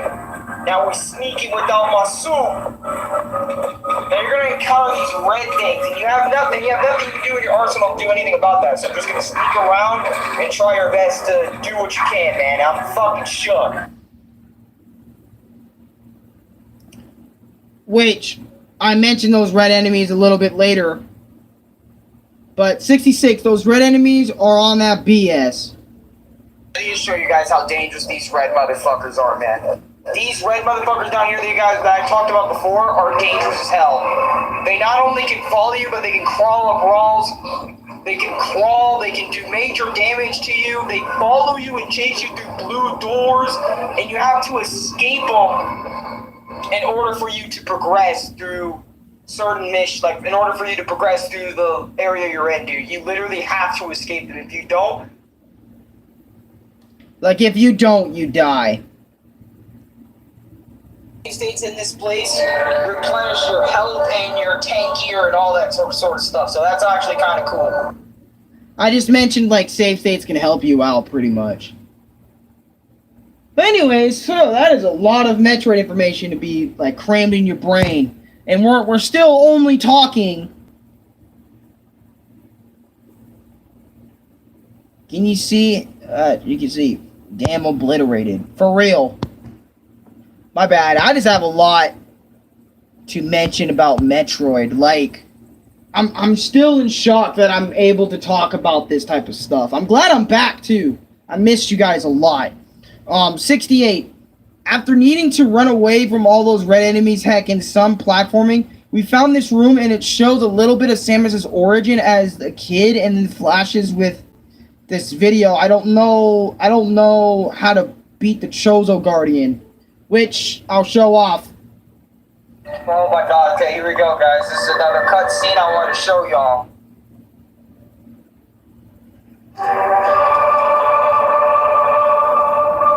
I think it's Chozo. I'm just kidding, I don't know who the fuck this is. I'll shut up.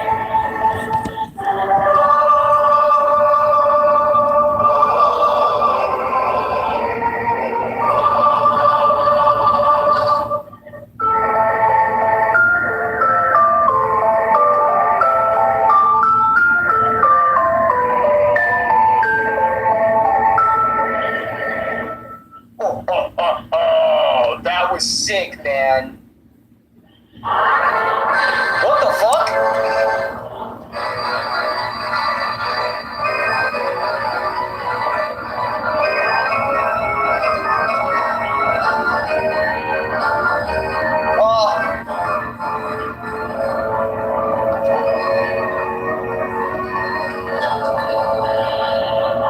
What the fuck do I do?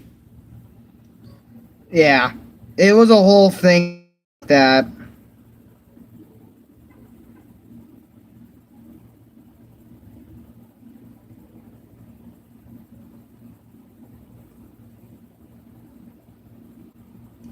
Yeah, I don't know why it doesn't want to show up. But basically, the Chozo Guardian boss fight, it was brief, very brief, very brief. Not that long. Honestly, of a boss fight, It's not that long. And also, you'll know what to do quickly. It's not super omega long. But he only has like 3 different attacks. Don't worry. Not too much. But anyways, here's another clip. How to beat the statue thing, but here's the cutscene, I guess, after that. Oh! My suit! My moves! They're all back! Oh, I got a new plasma! This rubble beam can blast through, okay? Multiple enemies, yo! Gravity? Reduces damage from foes, enables free movement in water, stops lava damage altogether? What? Somersault continuously in the air. Use A mid-somersault to jump again. Yes! My suit! Oh, it's fucking over for y'all niggas, I'm telling you that now!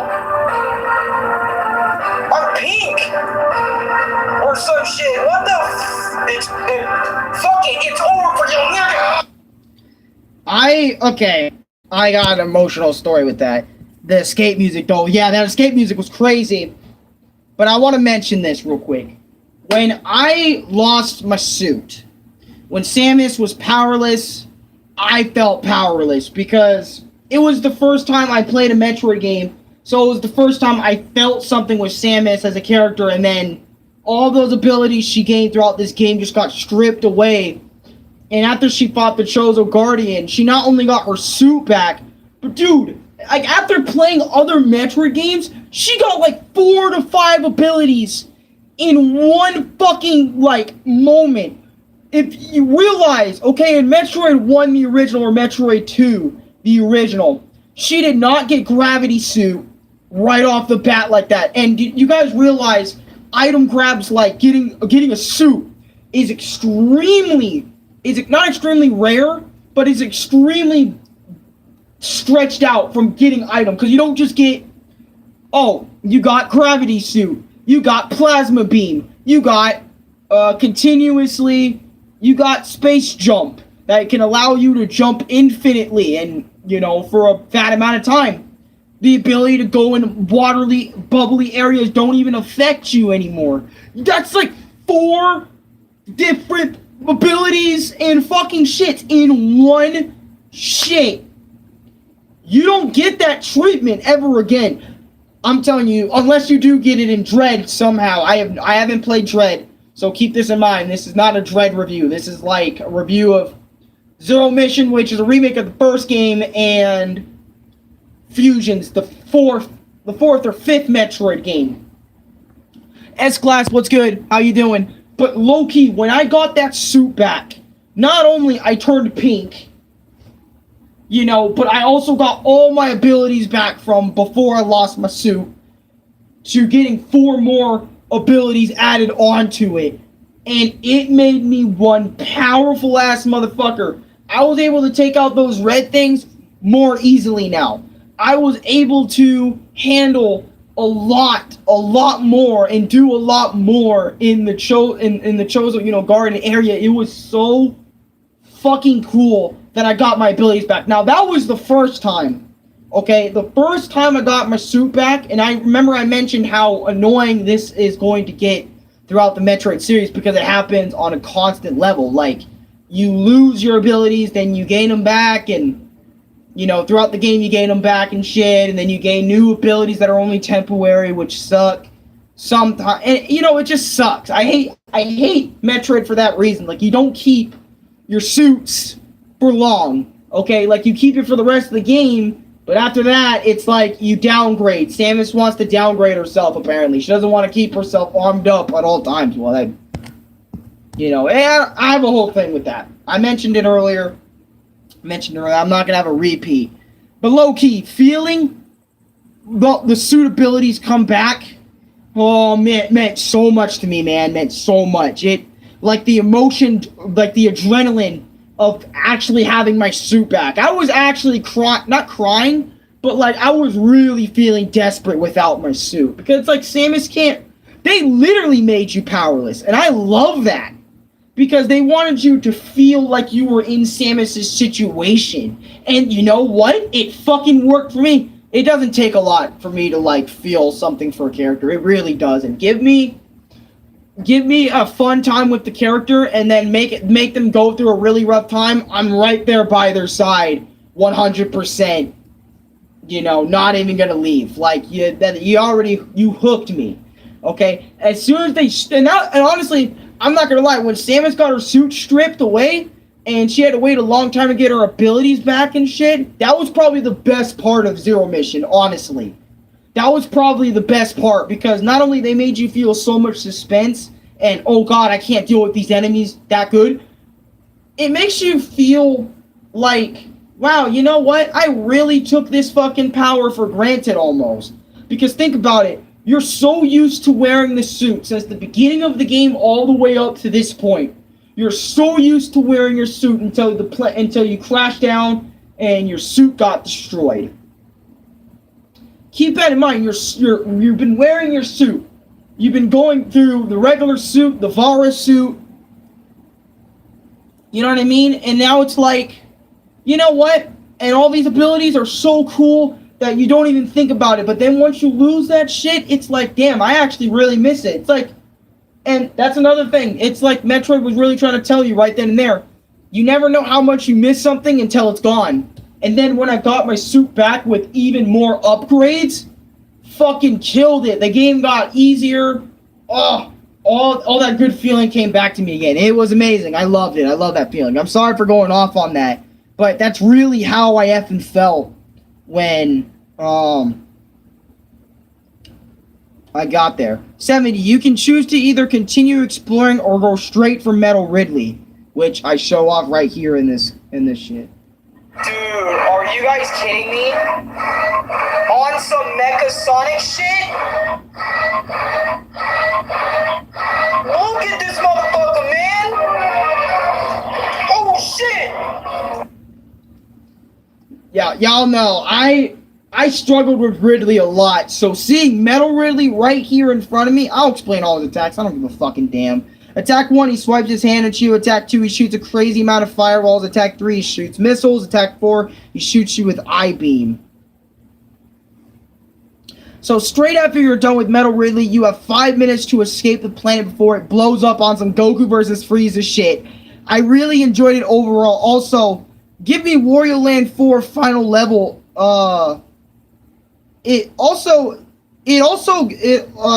overall also gave me Wario Land 4 final level, like Wario Land 4 final level before final boss vibes, and Metal Ridley was way easier than regular Ridley, but still really good final boss fight. Show the viewers and the stream the final cutscene and staff credits and what you unlock for the first time, like once you beat the game for the first time.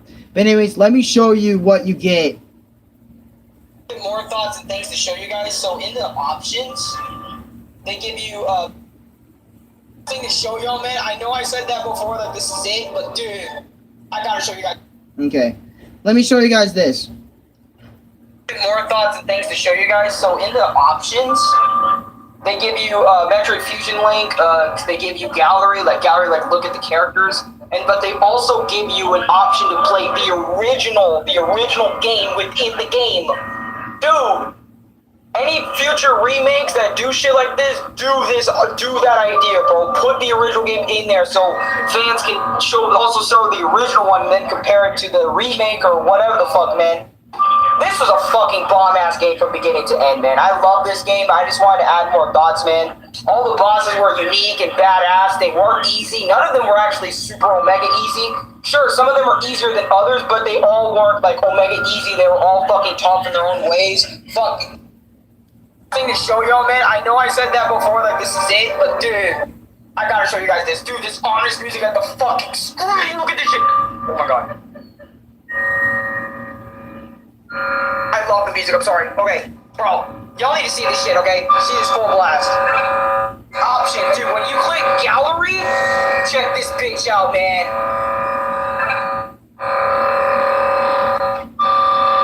Look at that, dude. You get a full-on fucking photo of fucking Metroid, bro, in your gallery, bro. So they're like, oh damn, after you beat the game and shit, there you fucking go, man. You get Metroid sitting up like that. I think that is so fucking cool, bro. As this music's playing, there's like, here, go to the gallery, you'll get this shit, man. Ain't that shit fucking cool? You get a fucking little photo of Samus sitting on a fucking rock, man. Look. In her new gravity gear, bro, that she got after she went to, Kyozo's fucking, bullshit, bro. Anyways, I'm fanboying a lot. But basically, guys, no cap. And to this day, I still haven't changed Little Jimmy's background. That's what you guys get after you beat the game. Not only you get the original Metroid, but you also get, the original Metroid game, the NES, or not the NES, but the SNES, the Nintendo's Entertainment System original Metroid game, and you also get a gallery picture of your best time of when you beat the game. Guys, Gravity Suit Samus from this game impacted me so much that it was my Twitter profile picture for the longest fucking time, and it's still my background photo on Little Jimmy to this day. And I've had this as my background for months. Like months. I've literally had this on my background for months.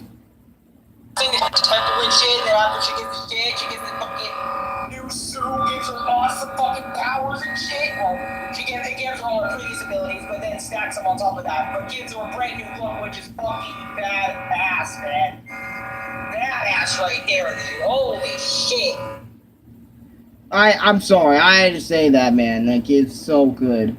Anyways, final thoughts on Metroid Zero Mission. This is just the first game. Then we're going straight for Metroid Fusion, which is the second game we're going to be talking about in the final game. And then after that, I'm going to be discussing life, and all that other sort of stuff. So, final thoughts. This game, from its sprite animations to its creepy music and atmosphere, it was also well put together to the point I think it's one of the best games on the Game Boy Advanced. I'm not capping on that, Chief.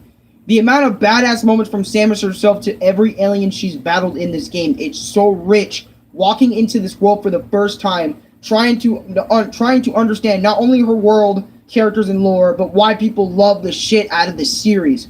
And I completely understand that now. Thank you, Nintendo, for creating such a masterpiece. Because I'm not gonna lie, Metroid Zero Mission is a masterpiece, and I think everyone who is wanting to play Metroid should play Zero Mission. Zero Mission is just that fucking good to me. And hopefully, one day, hopefully I get rid of that feeling I have with Metroid where I can't play a Metroid game for a long period of time, without getting stuck. They need to have another Metroid game for beginners, I swear. Like, not just Metroid Zero Mission, then go back to the shit. I want another Metroid game like Fusion and Zero Mission. I want another official Metroid game like that. I really fucking do, because it hurts my feelings that these two games are like the only ones that I was able to complete by myself. And all the other Metroid games I have, like, I get either I quit very early on, or I just stop playing entirely. It's sad, but oh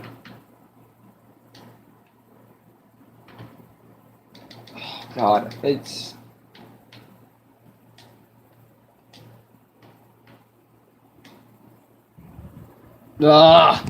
oh God. Sorry.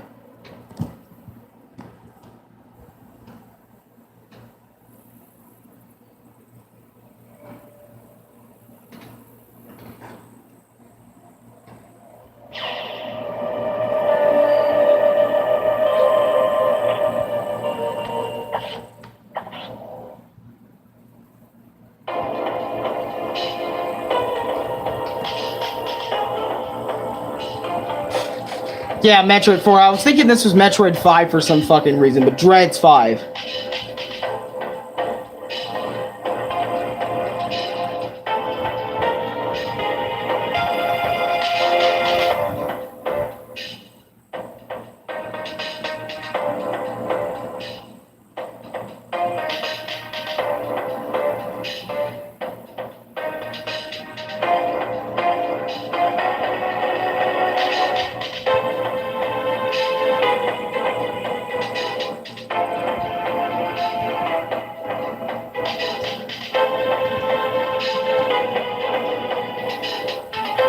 That Metroid Fusion, huh? Oh my god.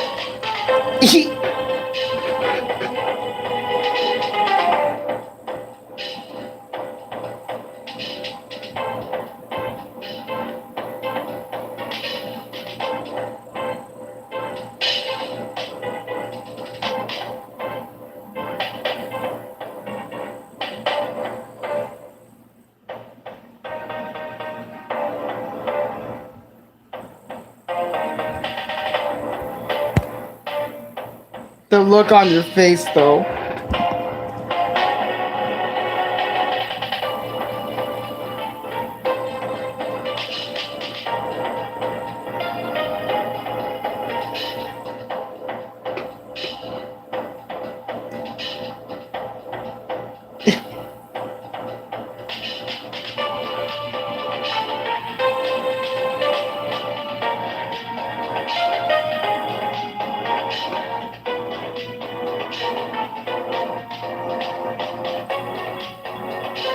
A lot of text. And a lot of art that's giving the dialogue.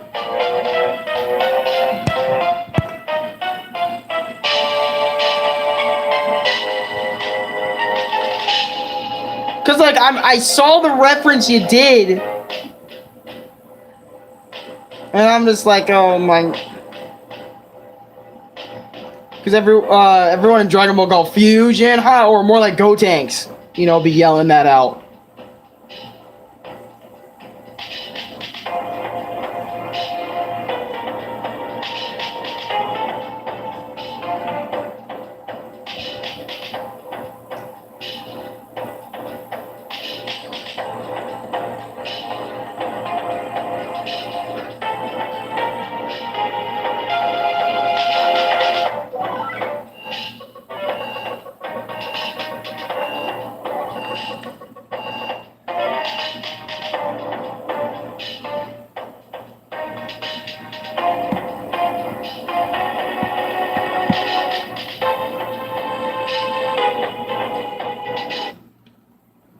Yeah, but you guys get the point. Metroid Fusion. Oh, Metroid Fusion. So this one, a lot of people. This is where the holding your hand Metroid game started. This is what a lot of people consider the first Metroid game to really hold your hand, and what they mean by that is like hold your hand in regards to showing you where to go, because Zero Mission was actually after Metroid Fusion. The reason why I'm reviewing them in this order is because this is the order that I played them in. Instead of, because I played the Zero Mission first, and this game took me a while to get adapted to, which I'll explain here in a minute with like a little bit of my history and stuff. But anyways, we won't be talking about Fusion for too long. Background: Metroid Fusion is an action-adventure game published by Nintendo for the Game Boy Advance handheld console in 2002. It was developed by Nintendo Research and Development 1, which had developed the previous game in the series, Super Metroid. Story: show the viewers the intro/movie. Yeah, which I showed you guys, which is the story of the game, pretty much. Samus got fucked up, and she also needs to fuck up parasites. These little X-parasites that are causing havoc, pretty much. Thank you, Nintendo, for publishing this game. We're gonna get straight into it.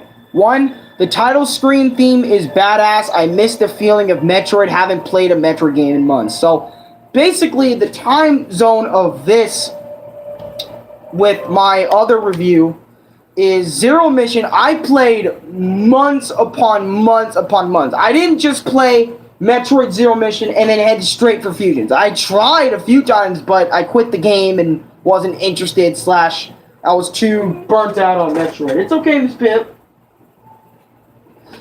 Sorry, I have to watch my dogs at the same time explaining about that.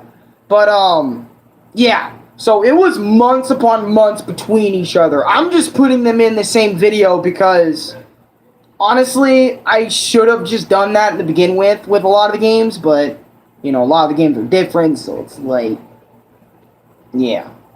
And on top of that, you know, these two were both on the GBA, so that's why I'm kind of combining them together in one video instead, and it also saves a lot of time, so that way I don't have to stay on this shit and this shit go one by one. I can get 2 out of the way sometimes, or 3 or 4, depending on what game I'm talking about. But anyways, yeah, so seeing the title screen on Metroid Fusion, it's really been a long time since I saw it last with Zero Mission and stuff. Number 2, I love all the art this game has. No cap. I can see so much detail, it's crazy. So, like, you guys just saw in the opening intro how much art they used for the beginning of this game, and it's crazy how this game's art is just so damn good. I just love it. 3, gonna remember the beginning of this game has a lot of dialogue to get through. There is a lot of dialogue in the beginning of this game. I was surprised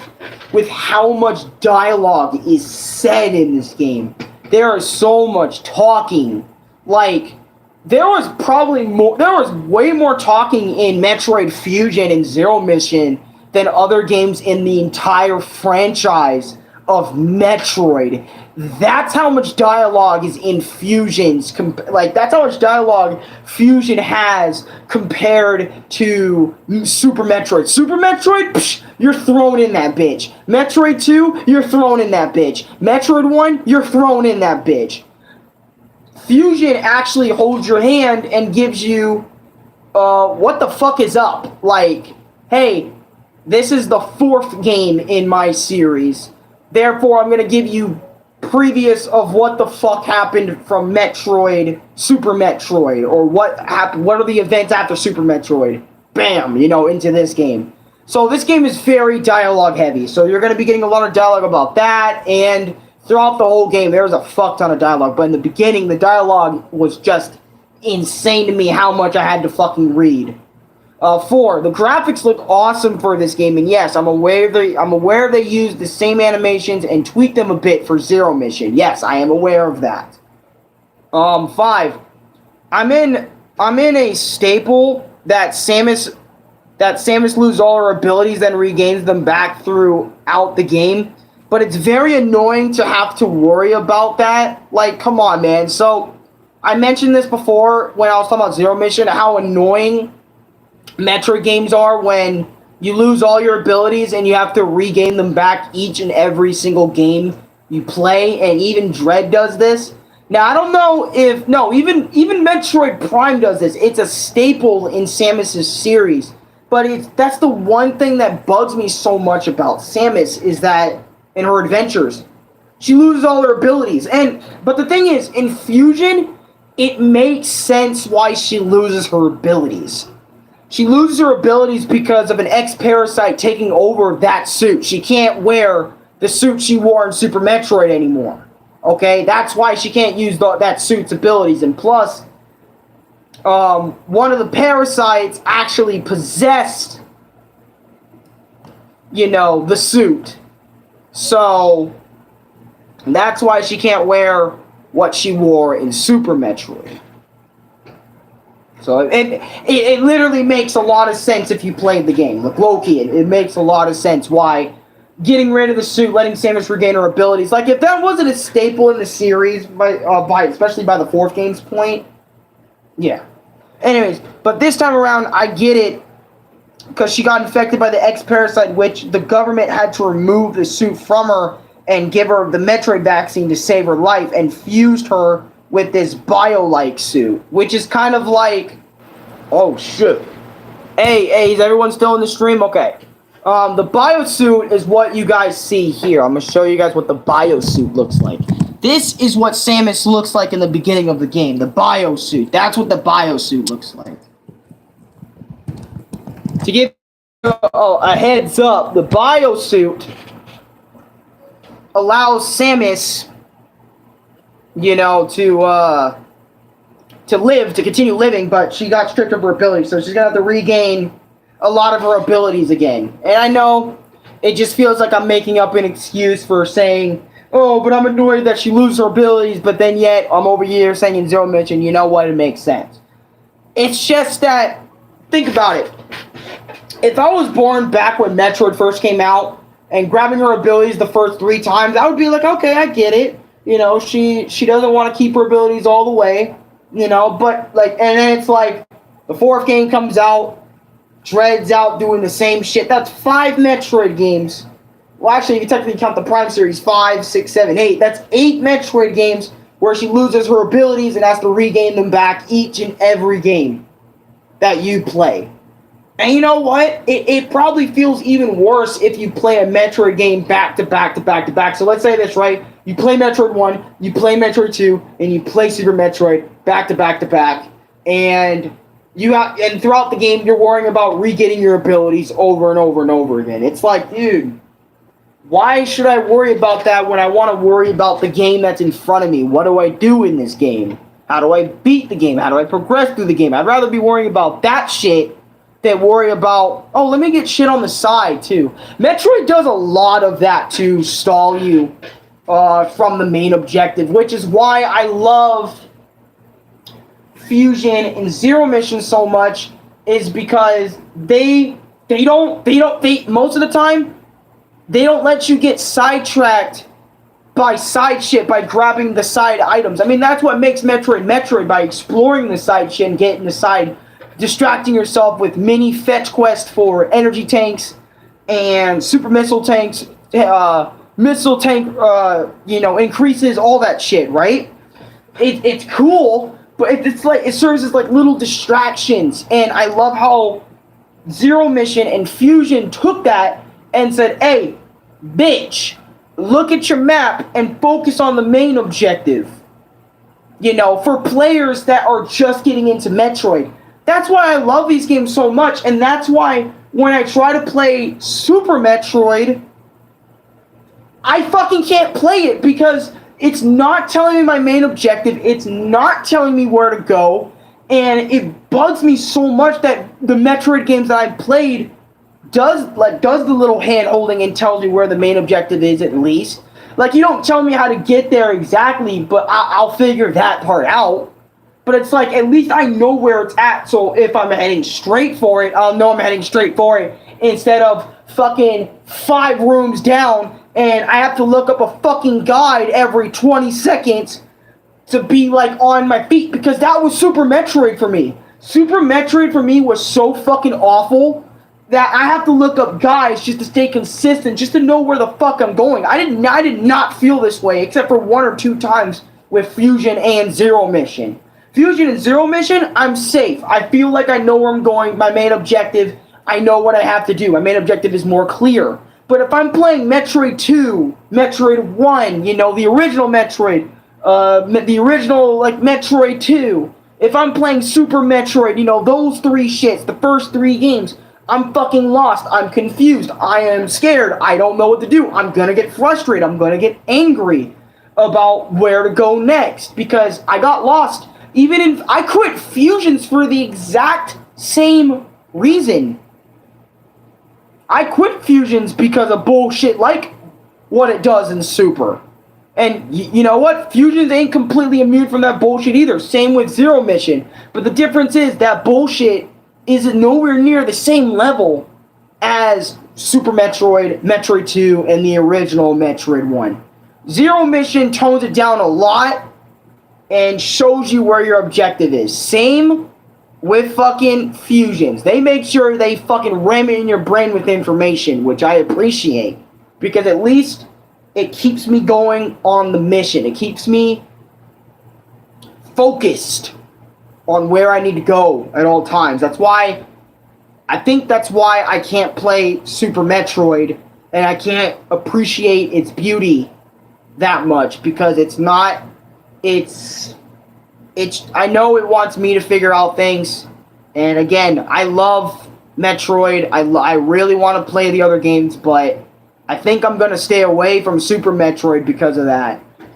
Because I need to know where I'm going at all times. I need to know. And I know as some Metroid fan is going to get on me out there, that's going to be like, what the fuck? Wait a minute, you like games that hold your hand? And no, it's not just that, but it's just I've adapted to that way of playing Metroid, where I do need a little bit more help than the other Metroid player. Okay? I do need that help. I really do. So seeing that I need a little bit more help, it just makes me feel like I'm in school again, where I my disabilities were put on the forefront, where I needed disabled kids need more help than regular kids, right? They need a little bit more attention so they can move on with their way. I know this is getting extremely personal and deep, but that's literally how I feel with Fusion and Zero Mission. They're giving me the extra hand that I need in order to complete the game. Unlike Super Metroid, Metroid 2, etc. Anyways, I went way too deep into that. My apologies. Number 6, just like with Zero Mission, I really love the elevator rides we get, and we get to read what Samus thinking about. This is what's really cool about Fusion, is when you're in the elevator with Samus, her thoughts start coming out, like her thoughts on the computerized Atom, is that thing even Atom? Shit like that, or her thoughts on the current situation that's going down, and I love it. It gives us more of how Samus thinks as a character, even though that's what other M tried to do, and look what happened. People say it's the worst game in the franchise. Number 7, Samus getting the missiles back, meaning I'm going to blast a lot of peeps away, so getting that feeling of missiles coming back, since this is like my second Metroid game coming around, like not really because I played Zero Mission and then I tried doing so many like other things. Anyways, you get my point. I love that feeling. 8, fighting my first X-Parasite, which was pretty tough since I'm still kind of ass at the game. Yeah, no cap. I'm ass. Like, I was ass at the game at first. Number 9, Morph Ball. From the first Parasite, which is dope. So basically, like, certain Parasites throughout the game will give you each of your old abilities back, pretty much. I'm gonna mention that right now.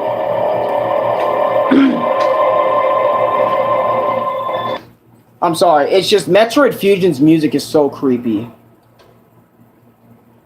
Yep.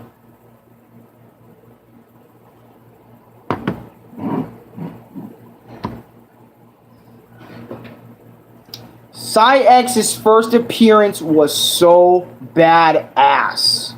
So Psyx is the main enemy you fight in this game. Okay? One of your main enemies. All encounters.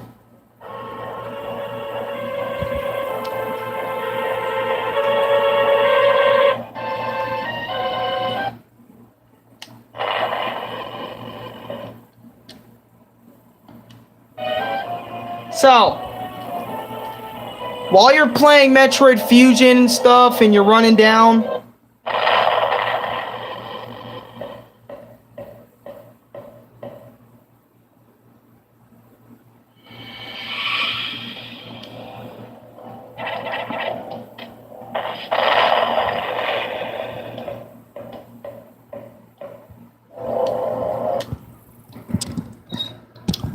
now, that might be a little cutscene for a lot of people and be like, Alex, what are you talking about? Now, this means a lot for people who've played, and I'm going to mention it right now. Psyx is the parasite that took over the suit and all of the abilities you've gained in Super Metroid. So, name every Samus ability I listed. Psyx has access to. Has access to your suit and I mean all of its abilities from Super Metroid. So for example, let's say this, right? Psyx was first appearance was so badass, showing how much of a threat it is with Samus's previous abilities from Super Metroid, and it's staring into the camera, giving the player a glimpse of what they're up against is insane, and is what makes this moment go even harder. If you played Super Metroid, you know all the in and outs of the suit's abilities, which makes it 10 times more scary. Love this moment to pieces. This is development. This is what I call really good game choice. Alright, I don't know what to fucking call it, but this was a godlike moment for me. And I know I didn't play. Look, I won't lie, but I felt this. Okay, I played Super Metroid a bit. Alright, I played a decent, an okay amount. Okay, I didn't beat the game. I did play a good amount. I know Samus has missiles, all that shit, right? But since, Zero Mission also takes stuff from Super Metroid and puts it in that game, I pretty much know what the fuck Psyx is capable of. And it makes the scene so much scarier because Psyx has all of your abilities. And let's say this, right? You know the in and outs of Super Metroid on the Super Nintendo. You know the in and outs. You know the suit. You know it has missiles, super missiles, power bombs, high jump, screw attack, which screw attack allows Samus wall jump while front flipping to destroy enemies. You know Samus has the space jump, which allows her to continuously flip and do all that shit in the air. You know Samus has wave beam. You know Samus has ice beam. You know Samus has charge shot. You know Samus has, certain other beams. You know Samus has all these things. And that's what makes it 10 times scarier for the player that's playing Metroid 4. That's played Super Metroid, the third game, coming into this one. It's like, oh fuck. Psyx has literally all my abilities. And she's coming, and that parasite is coming straight after me. I'm fucked if this thing catches me. And it's certain death throughout the whole game, and I mean this, throughout the whole game, Psyx is not only on your dick, but it's also getting other parasites to join him. So it's like doing all sorts of things to try to fuck you up. And it is scary having that feeling constantly as you're playing through the game, because you know Psyx is a threat and you're weaker than it. So not only you're trying to live with the biosuit that you have already, but seeing Psyx's first appearance and you're like, I have nothing in my arsenal to fight Psyx with at all. Nothing. And it's just that moment. What a great moment from the team who created this game. What a great moment. That stuck with me throughout the whole experience. That is how you create an evil doppelganger of yourself. No fucking cap. And I'm not kidding. That is how you fucking do it. Right there. Psyx is an amazing antagonist. Seriously. Holy fuck. 11. Hearing this creepy, eerie Metroid music is really good. Yeah, I love seeing it. 12. Defeated by second X Parasite and got the charge beam, which is pretty awesome, all things considered. I get the charge up by beam attack, so they have more of an effect on enemies. 13. Got the Morph Bomb, blah, blah, blah, which you guys already know what it does. 14. Dying without or forgetting to save is a pain reincarnated.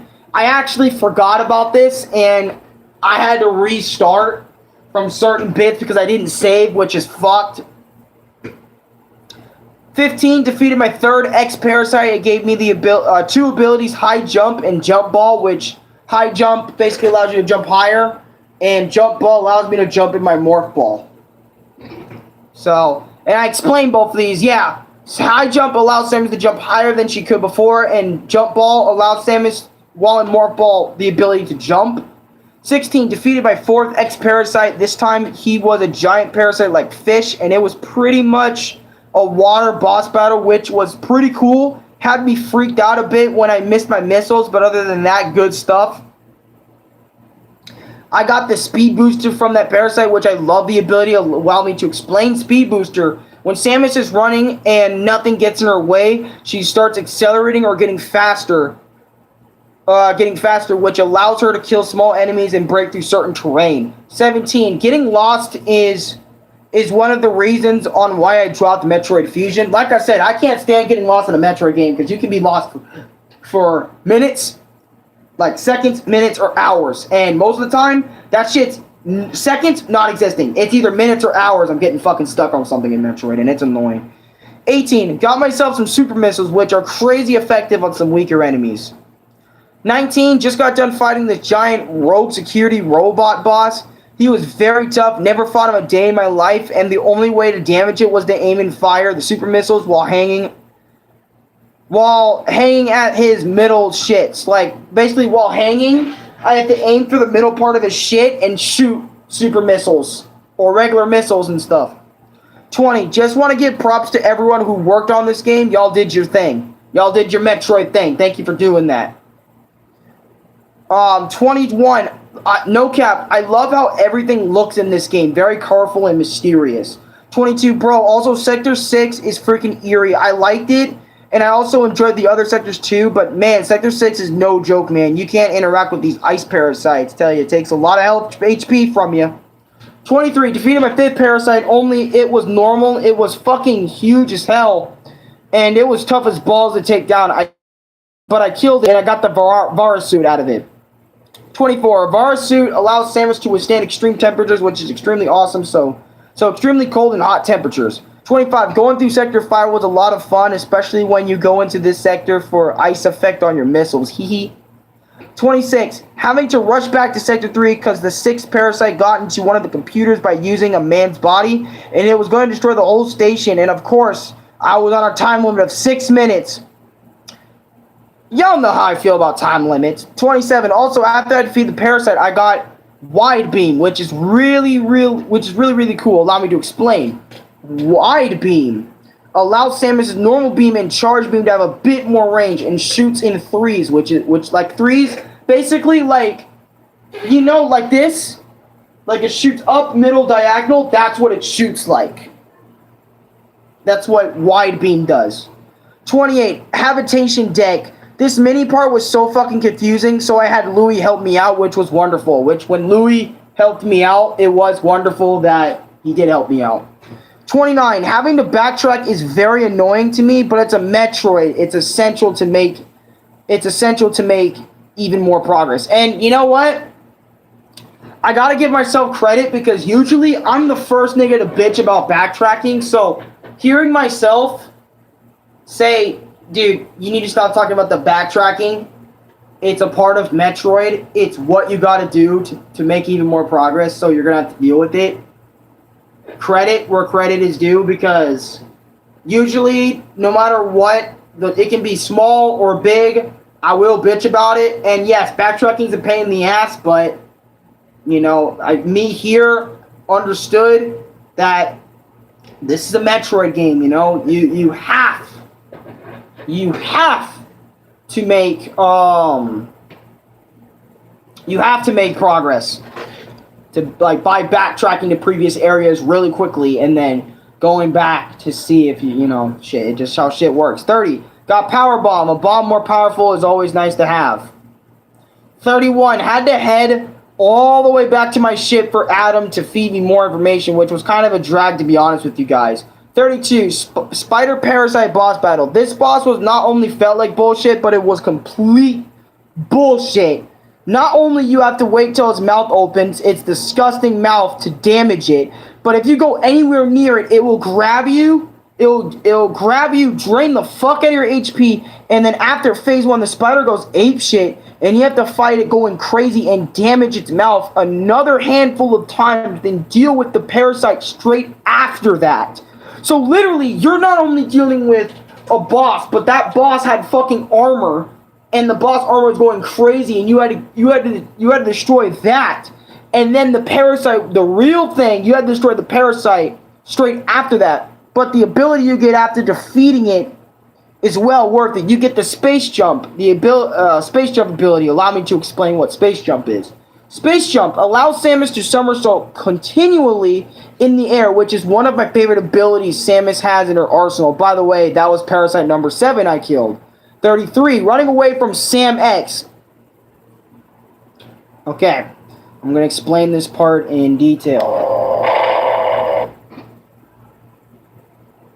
And I'm going to show you all the encounters. Here's a fun fact. I know it's off topic, but there is some fates worse than death. Like, for example, living it.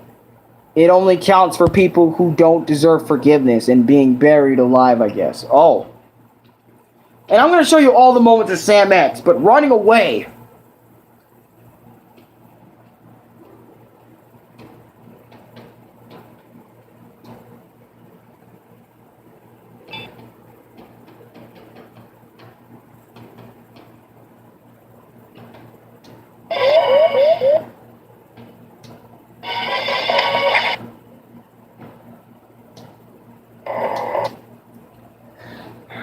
Here we go.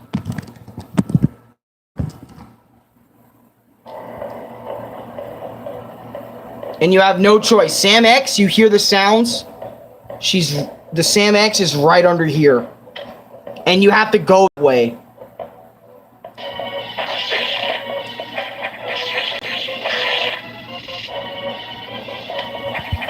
And you literally have to run away.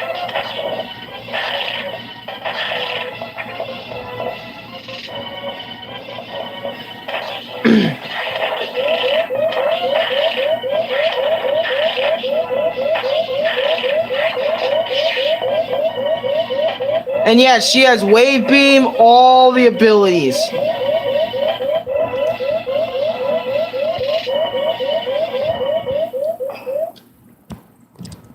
Now, the moment might have been short for that guy, but dude,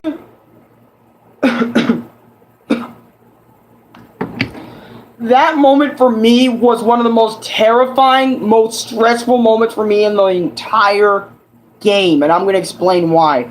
Running away from Sam X, this was easily one of the most stressful moments I felt with this game, and because Sam X does so much damage very fucking quickly. Even just running into it will cause massive damage, but you get my point. So literally what you guys just saw, I had to not only get in close quarters combat, but because of all the abilities, and like I said, Wave Beam has it. You know, meaning it can shoot in threes, and also if 3 of those beams shoot you, that's like 140 health gone right off the bat if it fucking touches you. And Sam X touching you also like takes a bar or two. And remember, I'm playing this casually. I'm not finding all the missiles, the energy tanks, the power bombs, all that. So I'm over here getting fucked by Sam X in this corner. And I have to run away, continuously freeze it so it won't fucking come after me. That's like the only way I'm holding it off. And oh god, it killed me multiple times. This part was a fucking bastard for me. You know, if you guys play it, you know, maybe it won't be for y'all, but for me, it was most certainly a bitch. I absolutely hated, and I really mean hated that part. Sucked. Really effing sucked. 34. The 8th parasite took over the old Chozo statue and was shooting plasma beams at me, and had a very plenty advantage because the water or flowers would suck your HP like you're in lava. There were 2 other plants shoot these little balls at me, which were doing damage. It sort of reminded me of the fight with Mother Brain back in Metroid Zero Mission for Game Boy Advance, which is a fantastic game. Y'all should play it for yourselves. Get the original Game Boy Advance out. Find a copy online or just download Game Boy Advance emulator and find the ROM Metroid Zero Mission. Also, get Metroid Fusion too, guys. But anyways, I'll explain. The ability was well worth the trouble. I'll explain now what the ability was. Plasma Beam. Allows Samus when she's using her beam, it will pierce enemies. It's pretty fucking rad. Plasma Beam will pierce enemies, so it'll basically do more damage. 35. The Nightmare. This boss battle was hard as hell. going for his underbelly, then after a while, you have to damage his face for a while and straight up kill the parasite. And having to do this really stressed me out at first, but eventually I got the hang of it once, and once again, taking out the nightmare was well worth it because the gravity suit, it allows Samus to move freely underwater, and the nightmare fucked with gravity throughout the boss fight. And again, if you remember, I have I have to do the boss fight with not only hitting its mouth, but I also have to hit its face. Then straight after I hit both of those, I have to kill the parasite straight after that. So literally, you can technically say 3-phase boss fights through the 6th parasite onward. I have to deal with 3-phase fights, and it's fucking crazy a lot of the time, and it stresses me out. 36. So I got this weird ability added to my missiles called Diffusion. It's like a super ice beam. It's really cool when you fully charge it. It leaves a wide area of freeze effect, which is really rad. Bonus, I like how this game shows you where you need to be to continue your main objective throughout the whole game, which I haven't seen Metroid 2, or I think Super Metroid, and to be honest, knowing where I need to be keeps me on track and not needing a guide every single second into the game, which is what I praise this game for and Zero Mission for all the time, is that I don't need a guide in my hand every minute to play and enjoy the game. I can play and enjoy the game, you know, for what it is most of the time by just playing the game casually. And I can do that. I can literally do that now. I can do that with no worries. And it means a lot to me by having not to worry about things, because I hate worrying about things. Anyways, 36. Having to backtrack to Sector 6 to fight my 9th parasite, but it... What the fuck was that? Miss Pip? The fuck was that? Anyways. Having to backtrack to Sector 6 to fight my 9th parasite, but possess the security robot. Therefore, I had to fight the security robot once again, and this boss really pissed me off because there were so many times the parasite killed me because I had to move. It had to move Wave Beam, which allowed me to explain for y'all once more. Which Wave Beam, oh god, you remember when it pierces enemy attacks, it does in 3s? Wave Beam is like that, but it's even more spread out, which even has even more range of damage. Wave Beam allows Samus's beam attacks to penetrate walls to hit switches couldn't reach before. 37. Samus trying to destroy all Metroids, and the Metroids are using themselves so they can protect Samus to give her time to escape, which is fucking goated. So this is near the end of the game.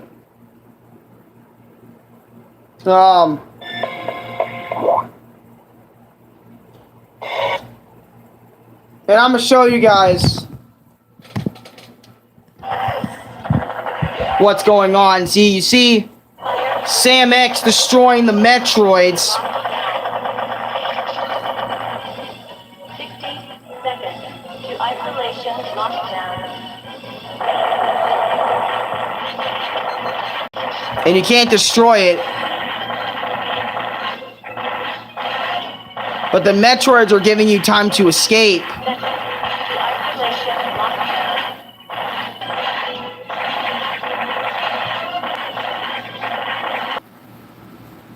My apologies again, my fucking YouTube, man, it keeps closing me out. But what I was saying is like, you have to escape. And you do eventually escape.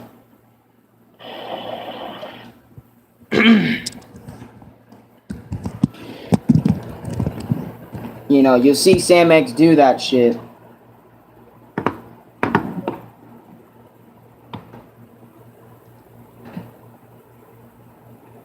38. Adam tells us there is more than one Psyx aboard the station.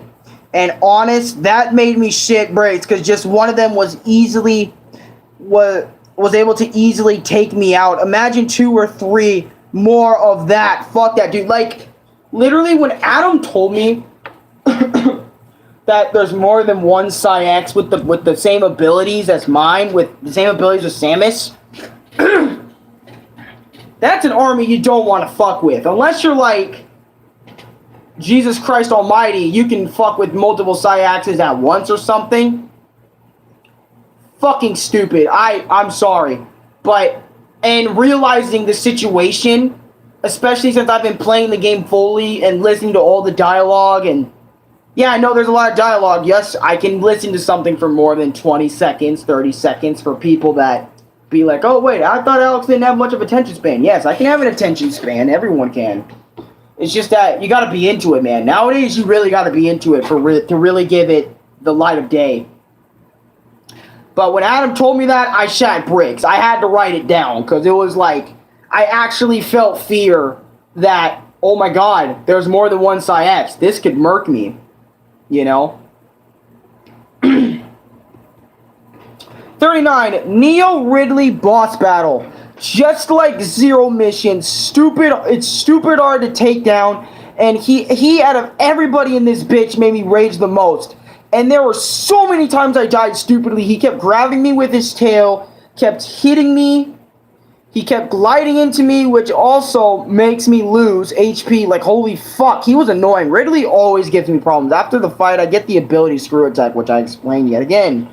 Screw Attack allows Samus, when somersaulting, to inflict damage on enemies, which is dope. 40, the fact that the Federation wants to capture the Psyx and withheld upgrades from Samus, which is already really scummy thing to do. Dude, fuck the Federation. I remember when the Federation said, we want to capture the Psyx so we can experiment with it. Kill it! I was literally on the same side as Samus. I was like, no. I saw what these things can do firsthand. Kill it. Fuck like that's the thing with scientist people and everything. It's like, I get it. They want to experiment with some things, but if you gotta kill the bitch, like destroy the thing, destroy it. Know your fucking limits. Your own life isn't worth risking if it's a thing that can get out of hand real quick. Like, fuck me, man. I'm sorry. And the Federation was withholding upgrades for Samus. Like, literally locking away upgrades for Samus to get stronger. Like, what the fuck, Samus? You sent her to help you guys out so you guys can live. So we can get information and research. What the fuck? Why are you guys wanting her to, like, have a higher possibility of fucking dying in this bitch by withholding upgrades? Who the fuck does that? You know what I'm saying? It's like, dude. Scummy. 41. Samus, seeing how dangerous the X-Parasites are and is willing to blow up the planet, and even, if necessary, sacrifice herself so the Federation or anyone in the galaxy to get their hands on the X-Parasite, which is goated as fuck. I actually thought that moment was very goated from Samus, because it's like, she is willing to risk her life for millions of others to survive in space if blowing them all up and killing them here now. So the Federation or no one can get their hands on them means shit. 42, bro. So the computer was ordered by the Federation to lock Samus in a room until they arrive, but after Adam said G shit and let Samus go, I was about this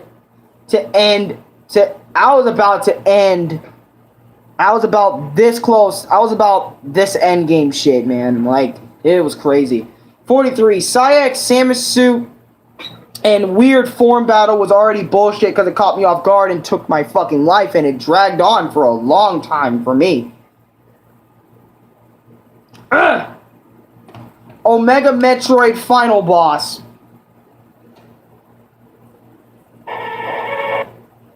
So I'm going to show you guys the final encounter with Psyx.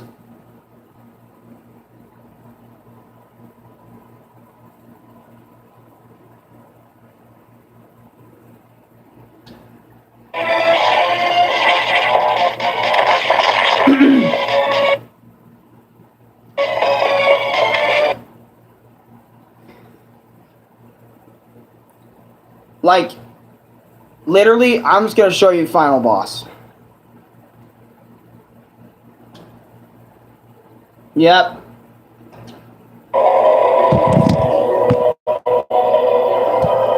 I'm gonna show you guys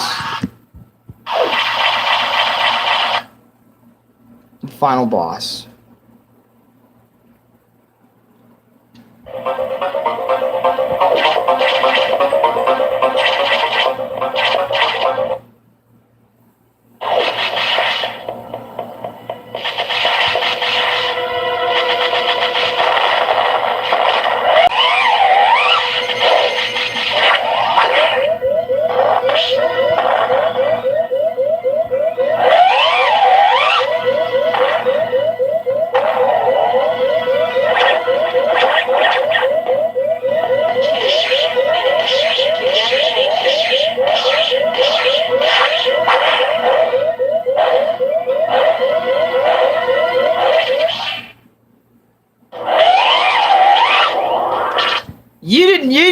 Your eyes did not deceive you. Your eyes did not deceive you.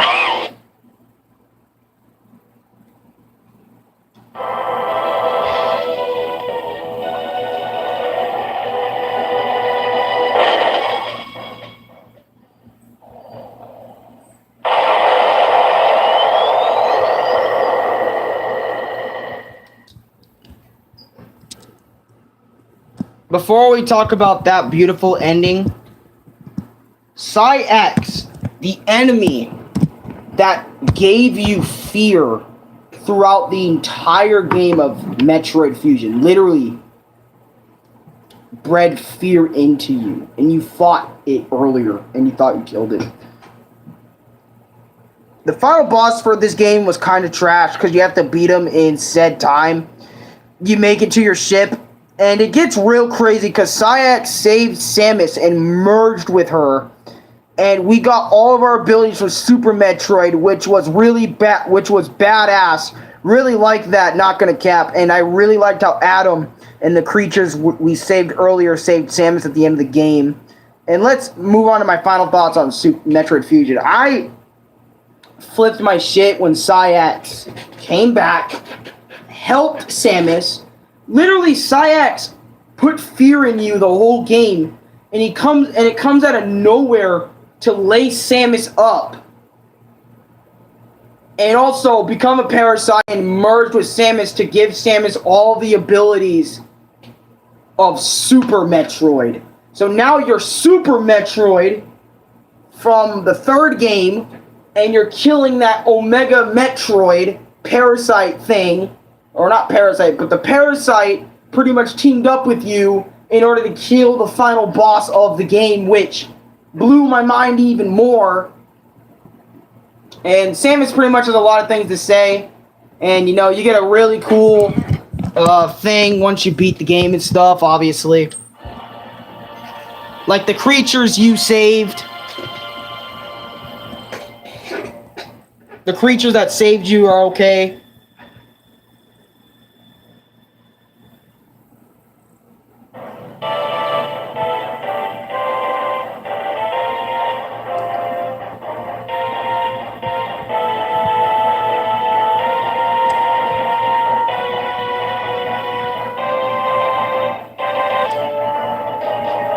I didn't clear it in that time.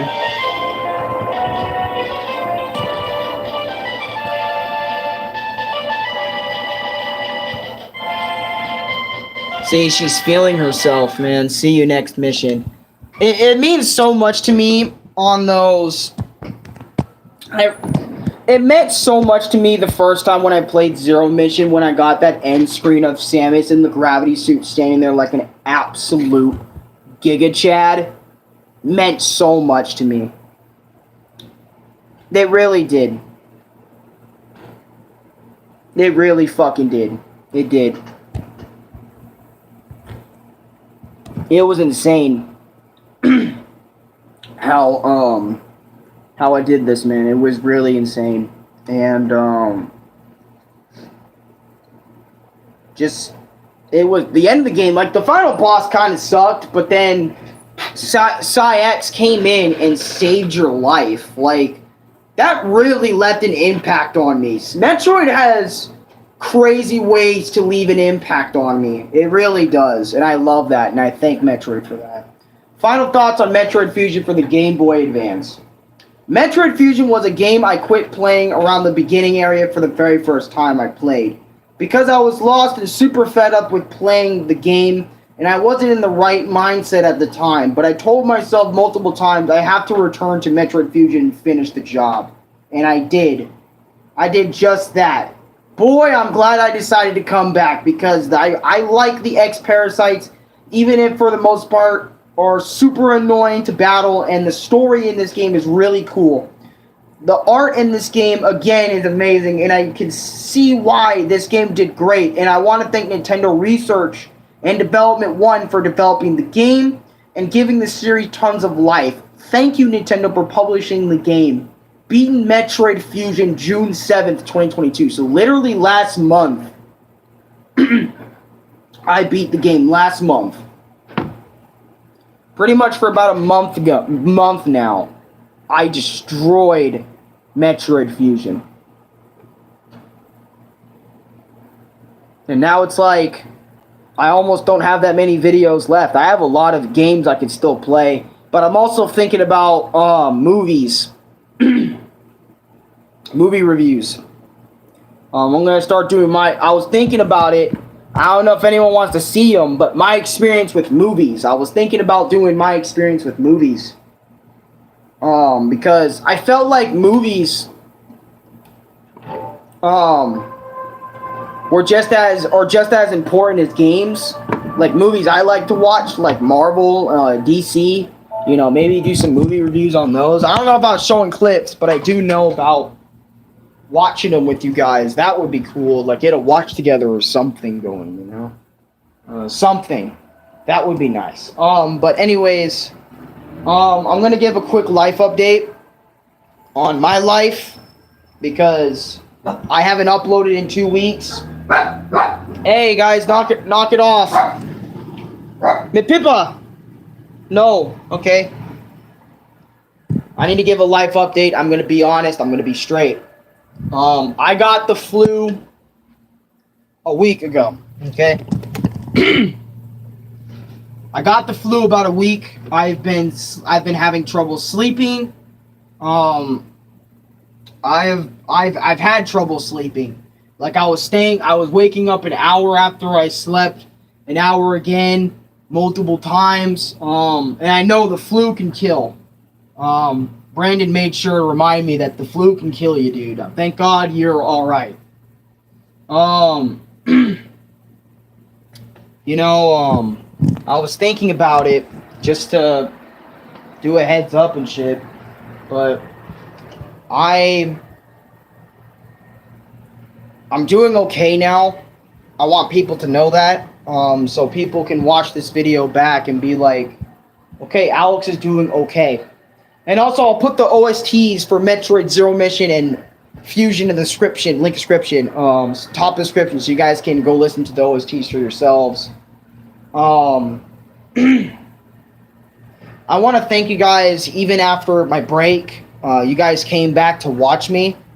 I want to thank y'all for understanding that I needed to recover, which is why I didn't do a video last week. And I really wanted to get this video out last week, so that way we could have talked about Rayman this week. By the way, about Chadwick Boseman dying, I felt sad, and also Wakanda Forever. Yeah, Wakanda Forever for real.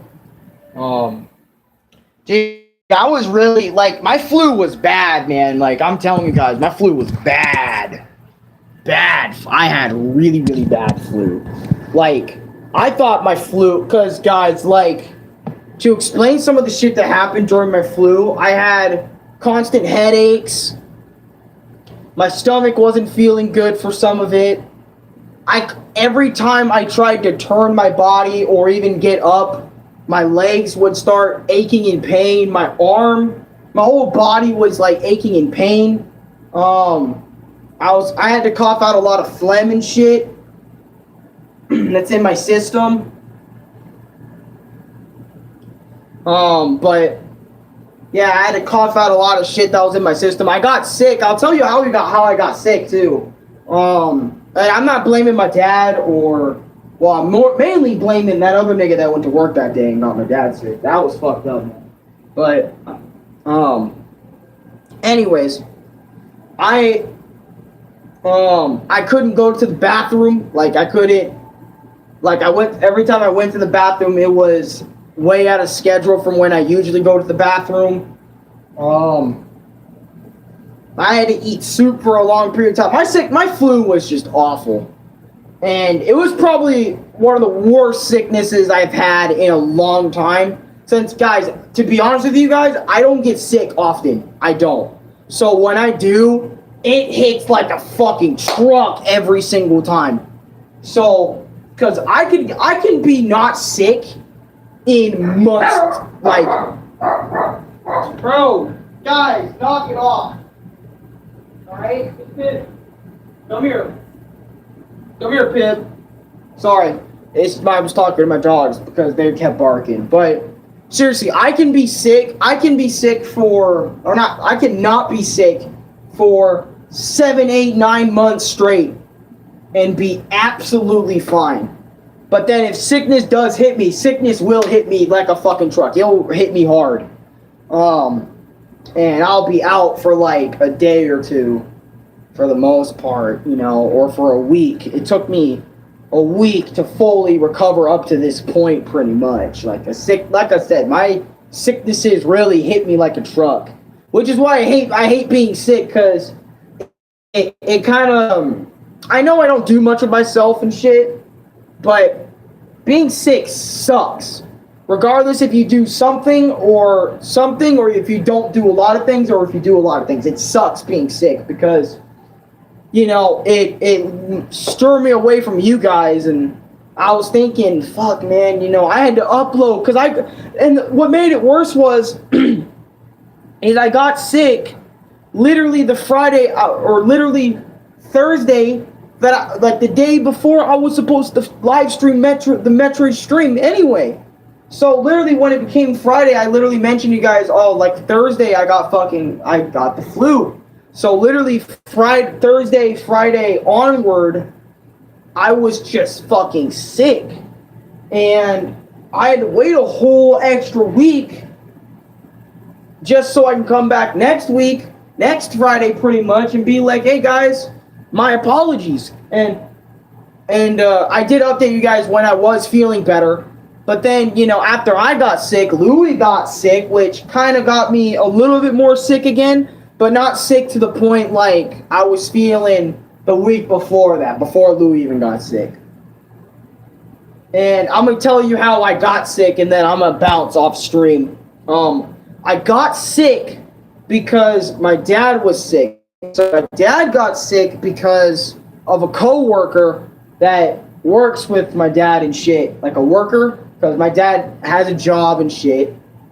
And he got sick from him.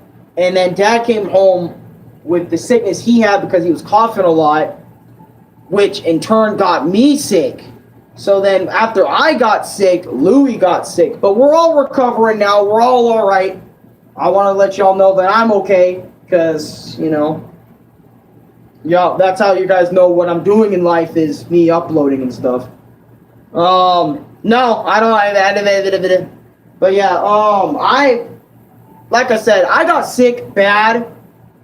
We're all recovering here. Louis still has his cough. I still have cough. I still got a cough out phlegm, but I'm coughing out it a lot less. But since I made this live stream and been talking for 2 hours straight, I need a drink or some shit. Give me a minute. I'm gonna end stream here in a bit. And when I end stream, I'm probably gonna fuck off. I always do that. Because every Friday, when I live stream, I know people always ask me like, hey Alex, you want to hang out at the stream? I just got done talking for 2 hours straight. Can I fuck off for a bit? I don't directly say that, but it's like in my head each time. It's like, bro, I think I'm getting sick. You're getting sick, Nick? Probably because your ass staying up all night, man.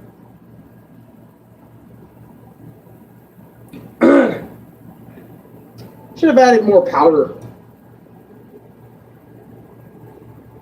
this game because it sucks.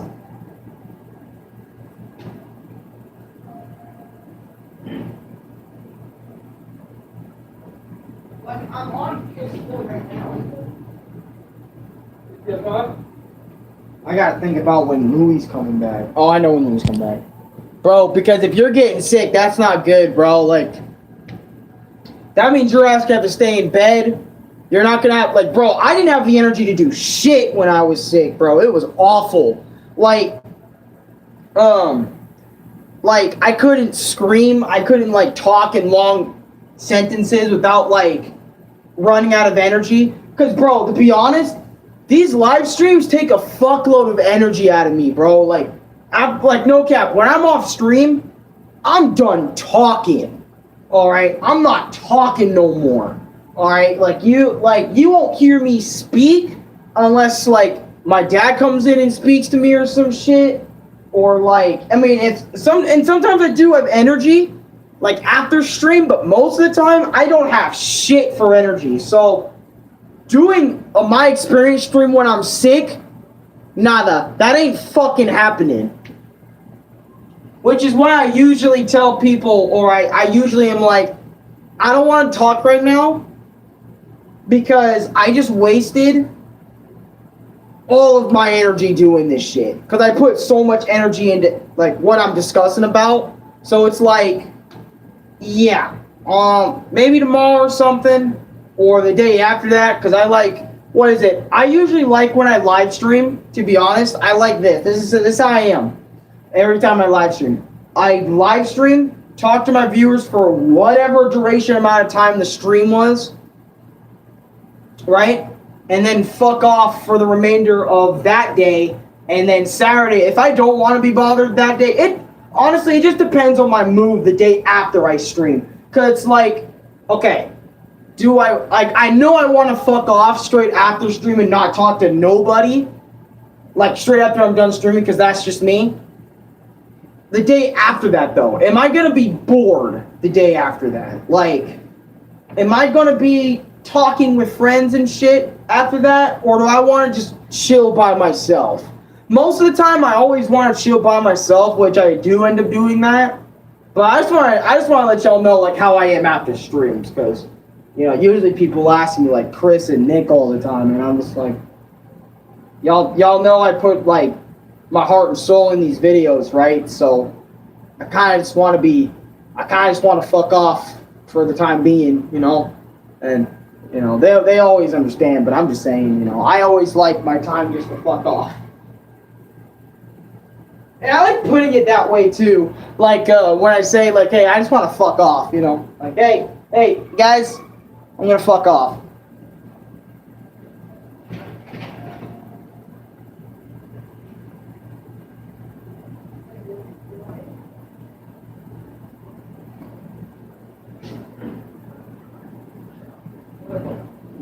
I need to eat now, actually.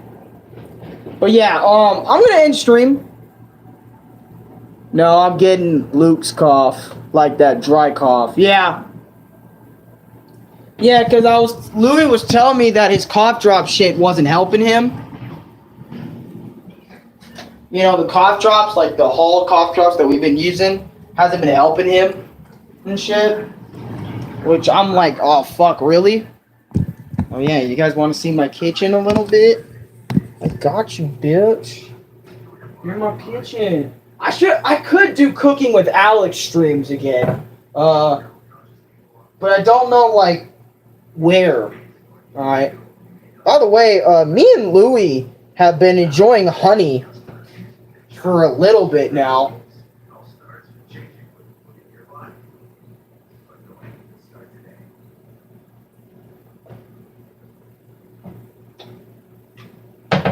Very sweet. Very sweet. Very sweet honey. Very sweet. I could probably teach y'all how to create, like, make your own powdered Gatorade, man. That'd be cool. That'd be a cool little live stream. Hey, I'm gonna teach y'all how to do powdered Gatorade, like cooking with Alex. Teach y'all how to make your own Gatorade and whatever fucking meal I have on the side. That would be nice. Cooking with Alex ideas, people. Cooking with Alex ideas. But anyways, yeah, that's my life right now. Cooking with Arekkusu. Dude, that video actually has some views on it. I was surprised how many... Because I was like, okay, you know what? Let's do Cooking with Alex, right? And I was like, you know, since I like doing, you know, variety. Honestly, this is like the longest time I've been doing one thing on my channel for. Because usually, because if you think about it, I just been doing my experiences for a month straight, like with no side uploads. Well, there's always been side uploads, but those are always private. And more for me video type shit. But anyways, so when I made the Cooking with Arekkusu TM video, right here, dude, that almost has 200 views, dude. 184 views, and that was made nearly the beginning of the year. Cooking with Arekkusu TM, making ramen. You know, and I'm just surprised how that did, because people actually wanted to watch me make shit. And I was like, wait, people actually want to watch me make shit? Because I was just thinking of it. I was thinking of old shit to bring back for the channel. Because my goal has been, for a long time, was to make the Arekkusu TM channel feel like my channels, like all my past channels, but like combined into one pretty much. But like with my current self. Pretty much. Like, you guys are on the ride with my current self right now, you know? So it's like, what do I want to do to make this feel more like... And it's like, as well, I wanted to make this, like, the best channel.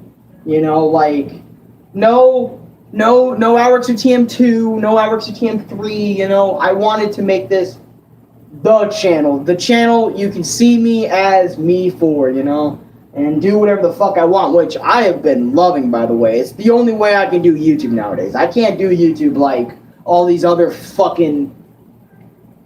all these other YouTubers that suck off the algorithm each month just so they can get the views and shit. I can't stand that garbage. I can't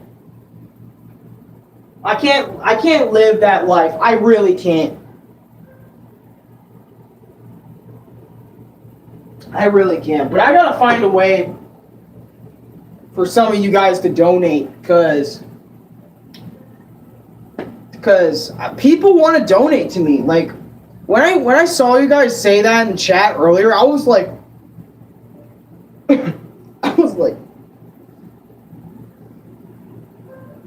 like my mind when Brendan said that to me earlier.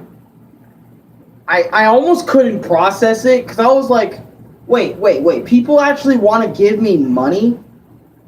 I mean, like, I know, like, that shouldn't be super crazy for you, because literally... Well, no, because, like, think about it. Because we know you're broke as fuck. Bro, I'm not broke as... Well, okay, look. If we're talking about... Love you, lol. No, okay. Yeah, okay, look. Look. Louis and Dad, they be making the bank, right? But it's like, I know I don't be making shit, so technically, yeah, I'm a broke-ass dude. But it's like, you know, and I'm not trying to make it sound like this, but Louis always hooking me up regardless if I want it or not. You know, and it's like, I mean, yeah, that technically still makes me broke as fuck because he's getting it, you know. Well, okay, look, I'm broke as fuck, but it's like, and it's like, why are you this surprised? You know, Louis is giving you shit. That's why I don't really feel broke, is because I have a roof under my head, you know. I get food constantly. I can go in the kitchen right now and eat whatever the fuck I please, you know. You know, Louis giving me shit every once in a while, you know, or getting pizza, you know, for us, which is awesome. I love having pizza,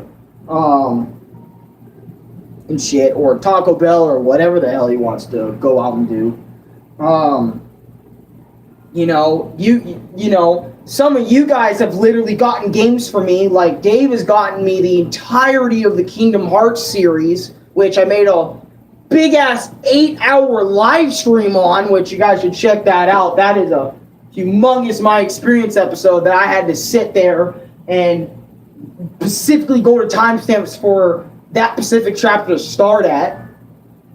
Which don't even get me started with that. You know, you guys do stupid shit for me all the time. It's crazy.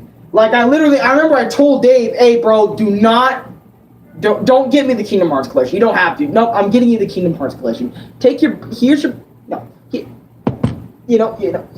Kingdom Hearts. You broke ass motherfucker. I know your ass wasn't gonna get it anytime soon. So here you go. Here's the Kingdom Hearts collection.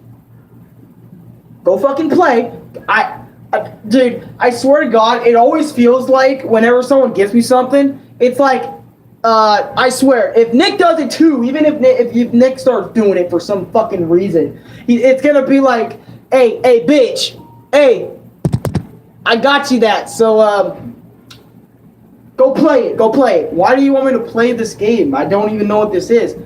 I want you to make a video on it. Go fucking play it. It's gonna be like that, bro, I swear to God.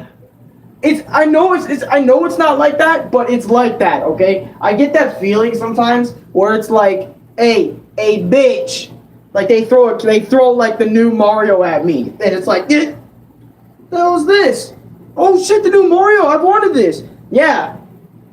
Play it, make a video. You know, since I'm video guy. You know, I've always been known in my friends group now to be a video guy. To be Mr. YouTube, you know, it's like me and Nick were having a conversation last night about you know, me, you know, am I the only one in your friends group currently that has known you before YouTube, you know? And it's like, you know, yeah, because out of everyone I talk to now, I met them because of my YouTube channel. I've literally all my friends, I've met them because of YouTube in some way, shape, or form. It was because you stumbled upon me or I stumbled upon you, you know? That's pretty much how it was. You know, but Nick was Nick, Devin, Donovan, Malo, Manaya, Deja, Sean, Jonathan, Nikhil. Everyone in Santan that I remember, so different. Because it was walking around the neighborhood and shit. And I'll buy you something, but you know, I have bills of my own to pay. Law, I'm sorry. No, it's all good, bro. I don't mind. I was telling that to Louis, man. I was like, dude, you know, Louis, you're going to have to pay your own shit, man. You know, to do, like, because I just think it's crazy when someone just goes out of their way to do something for me. I always freak out about it and be like months later. It's like, why the fuck did they do? You know, it's not that I'm angry you did it. I'm very grateful you did it. But I'm always that one guy that's like, you don't gotta do this. Like, think of Chopper from One Piece where I'm calling you a bastard for doing for doing something for me, you know? Because, I remember when Louis started doing this, he started giving me things. And I was like, Louis, you don't gotta do this because I'm not used to be given things. Because I'm broke-ass nigga, right? Like, me getting something, that's like once every,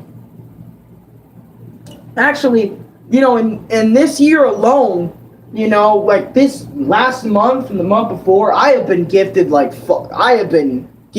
hell, you know, and I've realized that now. My life before Louis got a job and Dad got a job was so, you know, so different. All of us, you know, in the house all the time. It's not just me, you know. Like, life was different. Like, I wasn't like, you know, I'm so used to like not getting things from people. I'm not trying to say that I can't live without that now. I can definitely live without that now. But it's like, I'm suddenly just being given things, and it's like, how am I supposed to get used to that? You know, like, Louis out here got me the Nintendo Switch. I was like, what the fuck? Okay, you have enough money to do that now? You know what I mean? This nigga went from having nothing to being able to do shit for me that I didn't even want him to in the first place. But he did it anyway because he fucking cares, man. It's like, god damn, and it's like, you know, I also get that feeling I need to owe your ass back somehow. I really do. Like, I think about it when Dave got me Kingdom Hearts, I was like, dude, fuck, I need to owe Dave something, you know? And I don't know, sometimes I think that my Experience videos are the way I give back, you know? It's like, you know what? I'm gonna play the game you got me, honestly, and I'm gonna give my honest thoughts and review about it. Fuck it, turn it into a long-ass 2-hour video. I remember Dave, when I did the Persona 5 video, you know, Dave and I watched it back. Mans was fucking tearing up some of the bits, you know, getting like, dude, you didn't fucking have to. And it's like, yeah, I did. Persona was one hell of an experience with you, man. But anyways, you know, it's honesty. This is how I honestly feel. It's like, these videos here are like a way to give back. For some people, you know, whatever game you want me to review, just shoot it up in the comments, see if I can get it. Or if you want to send it my way some fucking how. Or whatever, you know, holler at me. You know, maybe I'll give it a play. I'm going to probably get off stream now. I probably got so emotional and I spent another 38 minutes fucking talking. Jesus. You know, Lexi, you know, before I go, like, Lexi getting me Crash Bandicoot 4. She did not have to fucking do that. Like, goodness. Sorry, it's just that I'm thinking about it right now. Like, she literally gave me $60. And she also gave more shit to me and Louie, too. Such a nice person. I need to see how she's doing. Like, it's been a fat minute since I've talked to people. Other than, like, Nick and Chris and shit. Because, like, to be honest, the only people I really talk to on a consistent basis is, like, Nick and shit, really. Nick, Dave, and Chris, really. Those are the only 3 people I'd be talking to, like, on a daily basis when I'm not filming and shit. You know, when I'm not in chat. Crash is Alex's PTSD. Yeah, for the most part, yeah, it is. It honestly is. But, you know, it's, honestly, it's so glued to me now, dude. I played Crash. I didn't think it'd get that glued to, like, hey guys, I'm Average with TM. Hey guys, oh god, that's Crash Guy.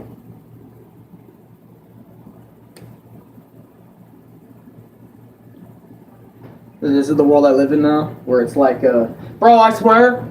I mean, I can have conversations without him being brought. I'm not gonna lie, I literally talked about Crash today because of Metroid.